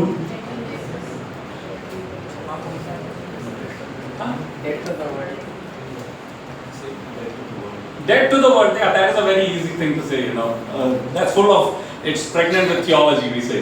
ಲೋಕದ ಪಾಲಿಗೆ ಸತ್ತದು ಅದು ನಾವು ಅನೇಕ ದೈವಶಾಸ್ತ್ರವು. But you know what I'm saying? ಆದ್ರೆ ನಾನು ಹೇಳುವುದೇನೆಂದರೆ, Oh, hello, all of you. ಎಲ್ಲರೂ ಕೇಳಿರಿ. You know, in front of you all, I did all the wickedness. ನಿಮ್ಮ ಮುಂದೆ ಎಲ್ಲ ಒಂದು ತಪ್ಪುಗಳನ್ನು ನಾನು My ಮಾಡಿದ್ದೇನೆ. assembly people know all of my naughty things that I did. ಸಭೆಯಲ್ಲಿರುವವರೆಲ್ಲರೂ ನಾನು ಮಾಡಿದ ಒಂದು ತಪ್ಪುಗಳನ್ನು My teachers know all the lies that I've said. ನನ್ನ ಶಿಕ್ಷಕರು ನಾನು ಹೇಳಿದ ಎಲ್ಲ My parents know all the wickedness that I have done at home. ಮನೆಯಲ್ಲಿ ಮಾಡಿದ ಎಲ್ಲ ಒಂದು ದುಷ್ಟತನವು ನಮ್ಮ ಪೋಷಕರಿಗೆ You ಗೊತ್ತಿದೆ. know, I'm going and getting into the waters of baptism and saying that Jim Matthew is dead. He's no more. ನಾನು ಆ ದೀಕ್ಷಾಸ್ನಾನದ ತೊಟ್ಟಿಯಲ್ಲಿ ಇಳಿದು ನಾನು ಹೇಳುವುದೇನೆಂದ್ರೆ ಆ ಒಂದು ಜಿಮ್ ಮ್ಯಾಥ್ಯೂ ಇನ್ನೂ ಇಲ್ಲ. Church, you should know he has passed away. ಆ ಸಭೆಯವರೇ ನಿಮಗೆ ಗೊತ್ತಾಗಬೇಕಾದ ಇದೇನೆಂದ್ರೆ ಅವನು ಇನ್ನೂ ಇಲ್ಲ. Now when he comes out of the water, ಅವನು ನೀರಿನಿಂದ ಹೊರಗೆ ಬಂದಾಗ he is a new person. ಆತನು ನೂತನ ಸೃಷ್ಟಿ. Anybody recently got baptized? ಇತ್ತೀಚಿನ ದಿನಗಳಲ್ಲಿ ಯಾರಾದರೂ ದೀಕ್ಷಾಸ್ನಾನ ಪಡೆದಿರುವವರಿದ್ದಾರಾ? Nobody got baptized recently. What is your name, son? You're playing the keyboard. Yes. Joel. Okay. Now Joel goes home. He is baptized. Joel ದೀಕ್ಷಾಸ್ನಾನ ಪಡೆದು ಈ ಮನೆಗೆ ಹೋಗ್ತಾರೆ. And Joel loses his school one day. ಒಂದು ದಿನ Joel ಅವರ ಒಂದು ತಾಳ್ಮೆಯನ್ನು ಕಳ್ಕೊಳ್ಳುತ್ತಾರೆ. Mummy will say, ತಾಯಿ ಹೇಳುತ್ತಾರೆ, ಇದನ್ನ ನೋಡ ನೀ ಸ್ನಾನ ಪೆಟ್ಟದ. ಈ ಒಂದು ವಿಷಯಕ್ಕಾಗಿ ನೀನು ದೀಕ್ಷಾಸ್ನಾನ ಪಡೆದೆಯೋ? Everything is gone. ಎಲ್ಲವೂ ಹೋಯಿತು. Oh, is it over? ಎಲ್ಲವೂ ಹೋಯಿತು. You know, we need to remember. ನಾವು ಜ್ಞಾಪಕ ಮಾಡಿಕೊಳ್ಳಬೇಕು. This is, I'm just trying to tell you that the old has passed away. ನಾನು ಹೇಳುವುದೇನೆಂದರೆ ಪೂರ್ವ ಸ್ಥಿತಿಗೆ ಹೋಗಿ We need to always see if the old has really passed away. ಆ ಒಂದು ಪೂರ್ವ ಸ್ಥಿತಿ ಹೋಗಿದೆಯೋ ಎಂಬುದಾಗಿ ನಾವು ಯಾವಾಗಲೂ ನೋಡಬೇಕು. Or are we living with the old in the new? ಇಲ್ಲ, ಆ ಒಂದು ನೂತನ ಸೃಷ್ಟಿಯಲ್ಲಿ ನಾವು ಹಳೆಯ ಒಂದು ಜೀವಿತದಲ್ಲಿ ಜೀವಿಸ್ತಾ ಇದ್ದೇವೆ. That will cause much harm to the church. ಇದು ಸಭೆಗೆ ಇನ್ನೂ ಹೆಚ್ಚು ಹಾನಿಯನ್ನು ಉಂಟು ಮಾಡುತ್ತದೆ. Unfortunately, it is not easy, Joel, to live for the Lord. ಕರ್ತನಿಗಾಗಿ ಜೀವಿಸುವುದು ಸುಲಭವಲ್ಲ Joel. Don't take Joel alone, okay? We all are in the same boat. Joel ಮಾತ್ರವಲ್ಲ, ನಾವೆಲ್ಲರೂ ಅದೇ We ದೋಣಿಯಲ್ಲಿದ್ದೇವೆ. all are in the same boat. ನಾವೆಲ್ಲರೂ ಒಂದೇ I'm ದೋಣಿಯಲ್ಲಿ. 50 years old, Joel. ನಾನು 50 ವರ್ಷದ ಪ್ರಾಯದ Joel. My mother still prays for me, Lord, take control of his anger. ಈ ಒಬ್ಬ ನನ್ನ ಮಗನ ಒಂದು ಕೋಪವನ್ನು ನಿಯಂತ್ರಿಸಿ ಎಂಬುದಾಗಿ ನನ್ನ ತಾಯಿ ಈಗಲೂ ಪ್ರಾರ್ಥಿಸುತ್ತಿದ್ದಾರೆ. 50 years I'm struggling, Joel. 50 ವರ್ಷ ನಾನು ಹೋರಾಡುತ್ತಿದ್ದೇನೆ. But so does that mean that I continue to be getting angry? ಅದರ ಅರ್ಥ ನಾನು ಕೋಪಗೊಳ್ಳುತ್ತಾ ನಾನು ಮುಂದೆ ಹೋಗಬಹುದು? No, I need to take steps. ಇಲ್ಲ, ನಾನು ಕೆಲವು ಹೆಜ್ಜೆಗಳನ್ನು I ತೆಗೆದುಕೊಳ್ಳಬೇಕು. need to take steps. ನಾನು ಕೆಲವು ಹೆಜ್ಜೆಗಳನ್ನು ತೆಗೆದುಕೊಳ್ಳಬೇಕು. I have written verses and keep it in my pocket, keep it in my wallet, and keep it in front of my table when I study that mom means there was a time when I just wrote the verse, but now it's written, Mom is still praying. ಒಂದು ಕಾಲದಲ್ಲಿ ಕೆಲವು ವಾಕ್ಯ ಭಾಗಗಳನ್ನು ಬರೆದು ನನ್ನ ಜೋಬಿನಲ್ಲಿ ನನ್ನ ಪರ್ಸ್ನಲ್ಲಿ ಇಟ್ಟುಕೊಳ್ಳುತ್ತಿದ್ದೆ ಮತ್ತು ಬರೆದು ಮುಂದೆ ಇಟ್ಟುಕೊಳ್ಳುತ್ತಿದ್ದೆ. ಆದರೆ ಈಗ ತಾಯಿ ಇನ್ನೂ ಪ್ರಾರ್ಥನೆ ಮಾಡುತ್ತಿದ್ದಾರೆ ಎಂಬ ವಾಕ್ಯ ಉಂಟು. There's no excuse to say that, I am wired this way. Nowadays you used to hear that dialogue. ಈ ರೀತಿಯಾಗಿ ಒಂದು ನೆಪ ಕೊಡುವುದಕ್ಕೆ ಇನ್ನೂ ಒಂದು ಸಮಯ ಇಲ್ಲ. So I tell people, young people who come and give me that, ಯವನಸ್ಥರು ಬಂದು ಈ ಮಾತನ್ನು ಹೇಳುವಾಗ ನಾನು ಈ ರೀತಿಯಾಗಿ ಬೆಳೆದು ಬಂದಿದ್ದೇನೆ ಎಂಬುದಾಗಿ ಅವರು I tell them, either you rewire yourself or I'll rewire you. ನೀವು ತಿದ್ದುಪಡಿಸಿಕೊಳ್ಳಿರಿ, ಇಲ್ಲ ನಾನು ತಿದ್ದುಪಡಿಸುತ್ತೇನೆ. It will be easier if you rewire yourself, because if I rewire you, you will be in trouble. ನೀವು ತಿದ್ದುಪಡಿಸುವುದು ಒಳ್ಳೆಯದು, ಇಲ್ಲದಿದ್ದರೆ ನಾನು ಪಡಿಸುವುದಾದ್ರೆ ತುಂಬಾ ಹಾನಿಯಾಗಿರುತ್ತದೆ. As a shepherd, I am there to give my life for my sheep. ಕುರುಬನಾಗಿ ನಾನು ನನ್ನ ಕುರಿಗಳಿಗೆ ಪ್ರಾಣ ಕೊಡುವುದಕ್ಕಾಗಿದ್ದೇನೆ. But as a shepherd, it is my responsibility that I am a keeper of their souls. ಅದೇ ಸಂದರ್ಭದಲ್ಲಿ ಕುರುಬನಾಗಿ ಆ ಕುರಿಗಳನ್ನು ಕಾಯುವವನಾಗಿ ನಾನು ಇರಬೇಕು. And so I really interact with my people in the church in that way. ಆದ್ದರಿಂದ ನನ್ನ ಸಭೆಯಲ್ಲಿರುವ ವಿಶ್ವಾಸಿಗಳೊಂದಿಗೆ ಈ ರೀತಿಯಾಗಿ ನಾನು It ಮಾತನಾಡುತ್ತೇನೆ. is better that they get hurt now than they get hurt till eternity. ಈಗ ಅವರಿಗೆ ಆ ಒಂದು ನೋವಾಗುವುದೇ ಅದು ಉತ್ತಮ, ಇಲ್ಲದಿದ್ದರೆ ಅವರು ನಿತ್ಯತ್ವಕ್ಕೂ ಪರಿಣಾಮವನ್ನು You ಅನುಭವಿಸುತ್ತಾರೆ. know, a growing church is a born again church. ಬೆಳೆಯುವ ಒಂದು ಸಭೆ ಹೊಸದಾಗಿ ಹುಟ್ಟಿರುವ ಅನುಭವ ಹೊಂದಿರಬೇಕು. Would you be able to say that my born again growth graph is excellent, good, not good? ಹೊಸದಾಗಿ ಹುಟ್ಟಿರುವ ಒಂದು ಅನುಭವ ಅದು ಉತ್ತಮವಾಗಿಯೋ ಅಥವಾ ಒಳ್ಳೆ ರೀತಿಯಲ್ಲಿಯೋ ಅಥವಾ ಒಳ್ಳೆ ರೀತಿಯಲ್ಲಿ ಇಲ್ಲದೇ ಇದೆಯೋ? You know, the world is totally on graphs nowadays. ಈ ದಿನಗಳಲ್ಲಿ ಈ ಒಂದು ಲೋಕವು ಈ ಗ್ರಾಫ್ ಆಗಿರಬೇಕು. It is sometimes good to look at our own growth graph, you know, ನಾವು ನಮ್ಮ ಒಂದು ಬೆಳವಣಿಗೆ ಹೇಗಿದೆ ಎಂಬುದಾಗಿ ನೋಡಿಕೊಳ್ಳುವುದು ಉತ್ತಮ. rather than standing on a 31st night 31ನೇ ತಾರೀಕಿಗೆ ರಾತ್ರಿಯನ್ನು ನಿಂತುಕೊಂಡು and putting a blanket excuse. If I have said anything wrong against anybody, you take it and forgive me. ನಾನು ಯಾರ ವಿರುದ್ಧವಾಗಿ ಏನಾದರೂ ತಪ್ಪು ಮಾಡಿದ್ರೆ ಅದನ್ನು ತೆಗೆದುಕೊಂಡು ನನ್ನನ್ನು ಕ್ಷಮಿಸಿಬಿಡಿರಿ. You know, that is a sin. Please don't do that on 31st night. ಅದು ಪಾಪವಾಗಿದೆ. ಡಿಸೆಂಬರ್ 31ನೇ ತಾರೀಕು ಆ ರೀತಿ ಮಾಡಬೇಡಿರಿ. You know very well whom you have. ನೀವು ಯಾರನ್ನು ನೋಯಿಸಿದ್ದೀರಿ ಎಂಬುದಾಗಿ ನಿಮಗೆ ಚೆನ್ನಾಗಿ ಗೊತ್ತಿದೆ. Bible is very clear. Go and personally deal with it. ಸತ್ಯವೇದ ಸ್ಪಷ್ಟವಾಗಿರುವುದೇನೆಂದರೆ ಆ ವ್ಯಕ್ತಿಯ ಬಳಿಗೆ ಹೋಗಿ ಅದನ್ನು ಸರಿಪಡಿಸಿರಿ. We know very well. ನಮಗೆ ಚೆನ್ನಾಗಿ ಗೊತ್ತಿದೆ. And very often these people who say this on 31st know very well. ಮತ್ತು 31ನೇ ತಾರೀಕು ಇರುವ ಜನರಿಗೆ ಇದು ಚೆನ್ನಾಗಿ ಗೊತ್ತಿದೆ. Please don't do that. ಈ ಕಾರ್ಯವನ್ನು ದಯವಿಟ್ಟು That is ಮಾಡಬೇಡಿ. not how it works. ಈ ರೀತಿಯಾಗಿ ಅದು ಕಾರ್ಯ You ಮಾಡಬಹುದು. are hurting that person even more by saying this. ಆ ಮಾತನ್ನು ಹೇಳುವ ಮೂಲಕ ಆ ವ್ಯಕ್ತಿಯನ್ನು ಇನ್ನೂ ಹೆಚ್ಚಾಗಿ ನೋಯಿಸುತ್ತೀರಿ. You need to keep your short accounts of sin. ನಿಮ್ಮ ಪಾಪದ ಲೆಕ್ಕವು ಅದು ಯಾವಾಗ ಚಿಕ್ಕದಾಗಿರಬೇಕು. An unforgiving spirit is a sin against God. ಕ್ಷಮಾಪಣೆ ಇಲ್ಲದೆ ಇರುವ ಒಂದು ವಿಷಯವು ಅದು ದೇವರ ಮುಂದೆ ಅದು ಪಾಪವಾಗಿದೆ. Some people, you know, they don't like to say sorry. ಕೆಲವರಿಗೆ ಕ್ಷಮಾಪಣೆ ಕೇಳುವುದು ಅವರಿಗೆ ಇಷ್ಟವಿಲ್ಲ. You know, that is one problem with all of us. ಇದು ಎಲ್ಲರಲ್ಲಿಯೂ ಇರುವ ಒಂದು ಸಮಸ್ಯೆವಾಗಿದೆ. That is one of the problem with our churches. ನಮ್ಮ ಸಭೆಗಳಲ್ಲಿ ಇರುವ ಒಂದು ತೊಂದರೆಯಾಗಿದೆ. A lot of people who don't want to say sorry. ಅನೇಕ ಜನರಿಗೆ ಕ್ಷಮಿಸಿರಿ ಎಂಬುದಾಗಿ ಹೇಳುವುದಕ್ಕೆ ಮನಸ್ಸಿಲ್ಲ. You know, some people say, "Oh, forgive, no, forgive. Jesus forgive, no." He said. ಕೆಲವರು ಹೇಳುವುದೇನೆಂದ್ರೆ ಯೇಸು ಕ್ರಿಸ್ತನು ಕ್ಷಮಿಸಿದ್ದೇನಲ್ಲ, ನೀವು ಕ್ಷಮಿಸಿಬಿಟ್ಟು ಹೋಗಿ. They tell us, you know, Jesus said on the cross, "Father, forgive them, for they know not what they do." ಕರ್ತನ ಶಿಲುಬೆ ಮೇಲೆ ಆತನು ಹೇಳಿದ್ದು, ಆ ತಂದೆ ಇವರನ್ನು ಕ್ಷಮಿಸಿರಿ, ಅವರು ಮಾಡುವ ಕಾರ್ಯ ಅವರು ಅರಿಯರು ಎಂಬುದಾಗಿ. You know, forgiving everybody is no theology, okay? ಎಲ್ಲರನ್ನು ಕ್ಷಮಿಸುವುದಾದ ಒಂದು ದೈವಶಾಸ್ತ್ರವಲ್ಲ. Bible doesn't say that. ಸತ್ಯವೇದ ಆ ರೀತಿಯಾಗಿ Forgiveness is only for them that ask for it. ಕ್ಷಮಾಪಣೆ ಯಾರಿಗೆ ಎಂಬುದಾಗಿ ನೋಡುವಾಗ ಅದನ್ನು ಕೇಳುವವರಿಗೆ ಮಾತ್ರ. Jesus said, "I forgive." ಯೇಸು ನಾನು ಕ್ಷಮಿಸುತ್ತೇನೆ ಎಂಬುದಾಗಿ. But I need to come to Jesus and confess my sins. That is when I'm forgiven, to be born again, to be in eternity, to be in heaven with the Lord and Savior Jesus Christ. ಅದರ ಕರ್ತನಾದ ಯೇಸು ಕ್ರಿಸ್ತನ ಬಳಿಗೆ ಬಂದು ನಾನು ಕ್ಷಮಾಪಣೆ ಕೇಳುವಾಗ ಮಾತ್ರ ನನಗೆ ಕ್ಷಮಾಪಣೆ ಆಗಿ ನಾನು ಕರ್ತನಾದ ಯೇಸು ಕ್ರಿಸ್ತನ ಸಂಗಡ ನಿತ್ಯತ್ವದಲ್ಲಿರಬಹುದು. So please keep that theology out of your Bibles. ಈ ಒಂದು ದೈವಶಾಸ್ತ್ರವನ್ನು ನಿಮ್ಮ ಸತ್ಯವೇದದಿಂದ ಹೊರಗೆ ಇಡಿ. You know, forgiveness demands that we go and say sorry. ಕ್ಷಮಿಸಲ್ಪಡಬೇಕಾದ್ರೆ ನಾವು ಆ ವ್ಯಕ್ತಿಯ ಬಳಿಗೆ ಹೋಗಿ ಕ್ಷಮಾಪಣೆಯನ್ನು And ಕೇಳಬೇಕು. if you have to look at your own self, ನೀವು ನಿಮ್ಮ ಕುರಿತಾಗಿ ನೋಡಬೇಕಾದ್ರೆ how good have you been ನೀವು ಎಷ್ಟು ಹೇಗಿದ್ದೀರಿ in your born again growth graph? ನೀವು ಹೊಸದಾಗಿ ಹುಟ್ಟಿರುವ ಬೆಳವಣಿಗೆಯಲ್ಲಿ ಯಾವ ಪರಿಸ್ಥಿತಿಯಲ್ಲಿ ಇದ್ದೀರಿ? Where would you rate yourself? ನೀವು ಯಾವ ಒಂದು ಅಂಕವನ್ನು ಕೊಡ್ತೀರಿ? Excellent, ಅತ್ಯುತ್ತಮ, good, ಉತ್ತಮ, okay, ಪರವಾಗಿಲ್ಲ, not good. ಒಳ್ಳೆದಿಲ್ಲ. Just ponder over it tonight, okay? ಈ ರಾತ್ರಿ ಇದರ ಕುರಿತಾಗಿ ನೀವು ಆಲೋಚನೆ ಮಾಡಿರಿ. I want you to have a sleepless night. ನಿಮಗೆ ಈ ರಾತ್ರಿ ನಿದ್ದೆ ಬರಬಾರದು. I want you to check your own self. ನೀವು ನಿಮ್ಮ ಕುರಿತಾಗಿ ನೀವು ಪರೀಕ್ಷಿಸಿಕೊಳ್ಳಿರಿ. I should check myself. ನಾನು ನನ್ನ ಕುರಿತಾಗಿ I ಪರೀಕ್ಷಿಸಿ should see where I am standing. ನಾನು ಎಲ್ಲಿ ನಿಂತಿದ್ದೇನೆ ಎಂಬುದಾಗಿ ನೋಡಿಕೊಳ್ಳಬೇಕು. How many of you want to have a growing church? ಎಷ್ಟು ಜನರಿಗೆ ಬೆಳೆಯುವ ಸಭೆ ಬೇಕು? Nobody wants. ಯಾರಿಗೂ ಬೇಕು? Everybody wants. ಎಲ್ಲರಿಗೂ ಬೇಕಾಗಿದೆ. Everybody wants to have a growing church. ಎಲ್ಲರಿಗೂ ಬೆಳೆಯುವ ಸಭೆಯ ಅವಶ್ಯಕತೆ ಇದೆ. But nobody wants to check their own growth graph. ಆದರೆ ಯಾರು ತಮ್ಮ ಒಂದು ಬೆಳವಣಿಗೆ ಹೇಗಿದೆ ಎಂಬುದಾಗಿ ಪರೀಕ್ಷಿಸುವುದಕ್ಕೆ ಮನಸ್ಸಿಲ್ಲ. You are born again. ನೀವು ಹೊಸದಾಗಿ ಹುಟ್ಟಿದ್ದೀರಿ. You will be the reason for the growth of your church. ನಿಮ್ಮ ಸಭೆಯ ಬೆಳವಣಿಗೆಗೆ ನೀವೇ ಕಾರಣರು. That is what the Lord is looking at. ದೇವರು ಸಹ ಅದನ್ನೇ ನೋಡುತ್ತಿದ್ದಾನೆ. A growing church is a born again church.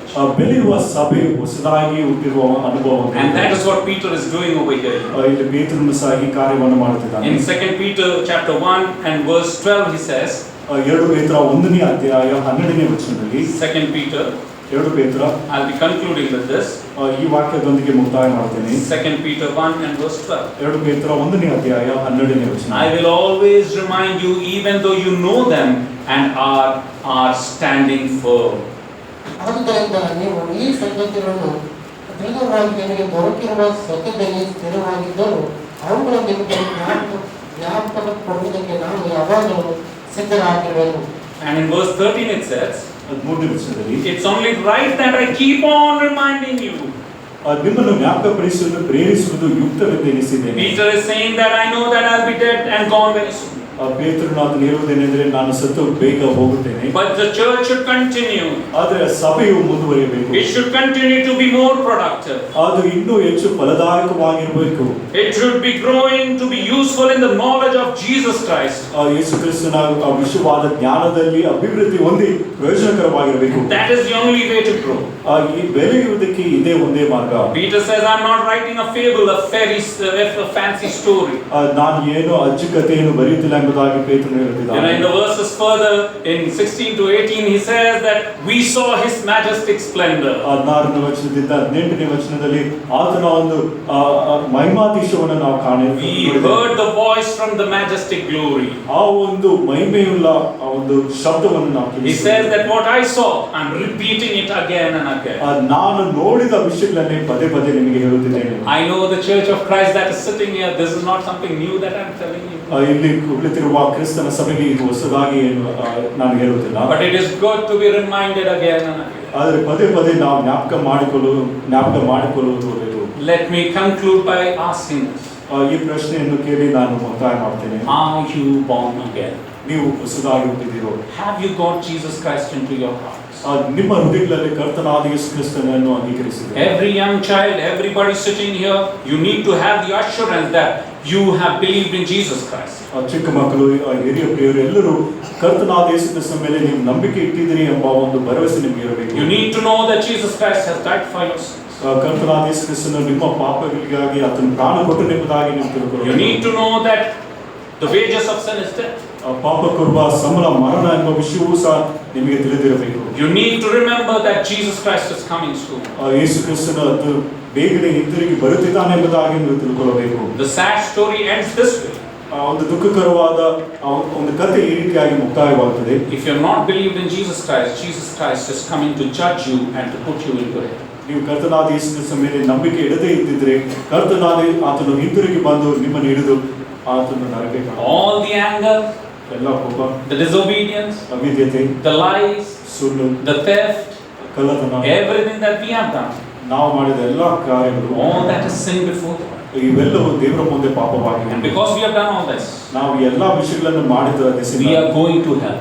ನಾವು ನರಕಕ್ಕೆ ಹೋಗುತ್ತಿದ್ದೇವೆ. But we have hope. ಆದರೆ ನಮಗೆ ನಿರೀಕ್ಷೆ ಉಂಟು. Jesus Christ is the Savior.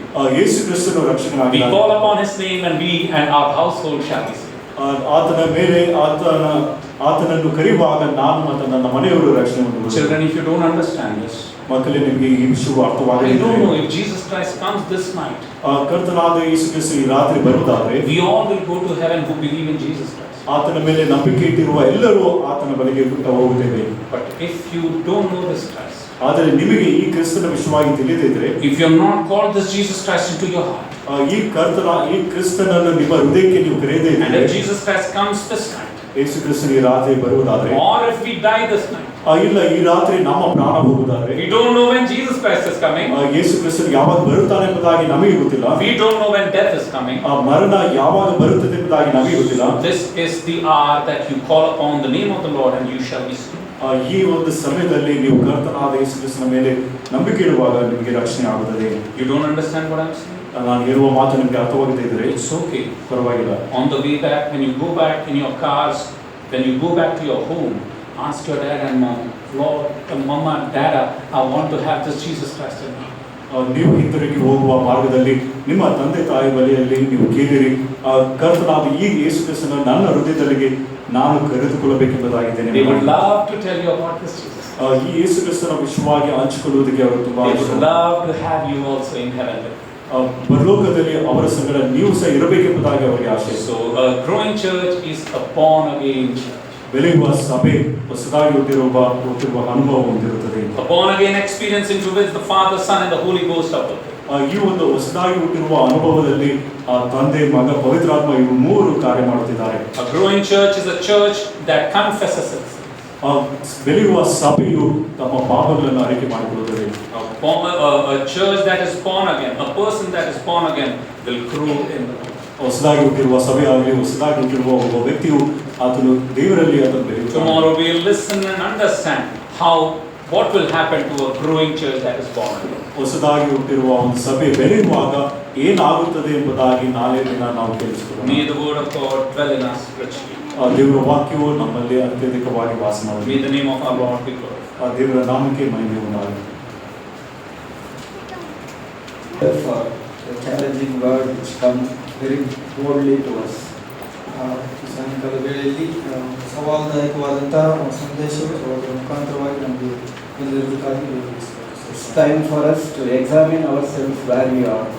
ಈ ಒಂದು ಸಮಯ ನಮ್ಮಲ್ಲಿ ನಾವು ಪರೀಕ್ಷಿಸಿಕೊಂಡು ನಾವು ಎಲ್ಲಿದ್ದೇವೆ ಎಂಬುದಾಗಿ ಪರೀಕ್ಷಿಸಿಕೊಳ್ಳುವಂತಹ ಸಮಯ ಆಗಿದೆ. May God help us to understand this and examine ourselves and correct and live for His glory. ಆತನ ಮಹಿಮೆಗೋಸ್ಕರ ನಾವು ಎಲ್ಲಿ ತಪ್ಪಿಗೆ ಹೋಗಿದ್ದೇವೋ ಅಲ್ಲಿ ಸರಿಪಡಿಸಿಕೊಂಡು ನಾವು ನಮ್ಮನ್ನೇ ನಾವು ಪರಿಸಿಕೊಳ್ಳುವುದಾಗಿದೆ. Thank brother and Suresh for helping us to understand this message very clearly. ನಾವು ಮತ್ತೆ ಸಹೋದರೇ ವಾಕ್ಯ ಸಂದೇಶವನ್ನು ಕೊಟ್ಟಂತ ಈ ಸಹೋದರಿಗೂ ಮತ್ತು ಆ ಒಂದು ತರ್ಜಮೆ ಸಾಧಿಸಿದಂತ ಈ ಸುರೇಶ್ವರಿಗೂ After the announcement and prayer, we will be closing this session, and tomorrow from 9:30 to 1 o'clock we will have a morning session. ಈ ಒಂದು ಕೆಲವು ಪ್ರಕಟಣೆ ಅದಾದ ಮೇಲೆ ಪ್ರಾರ್ಥನೆಯೊಡನೆ ಈ ಕೂಟ ಮುಕ್ತಾಯವಾಗ್ತದೆ. ನಾಳೆ ಬೆಳಗ್ಗೆ 9:05 ವರೆಗೆ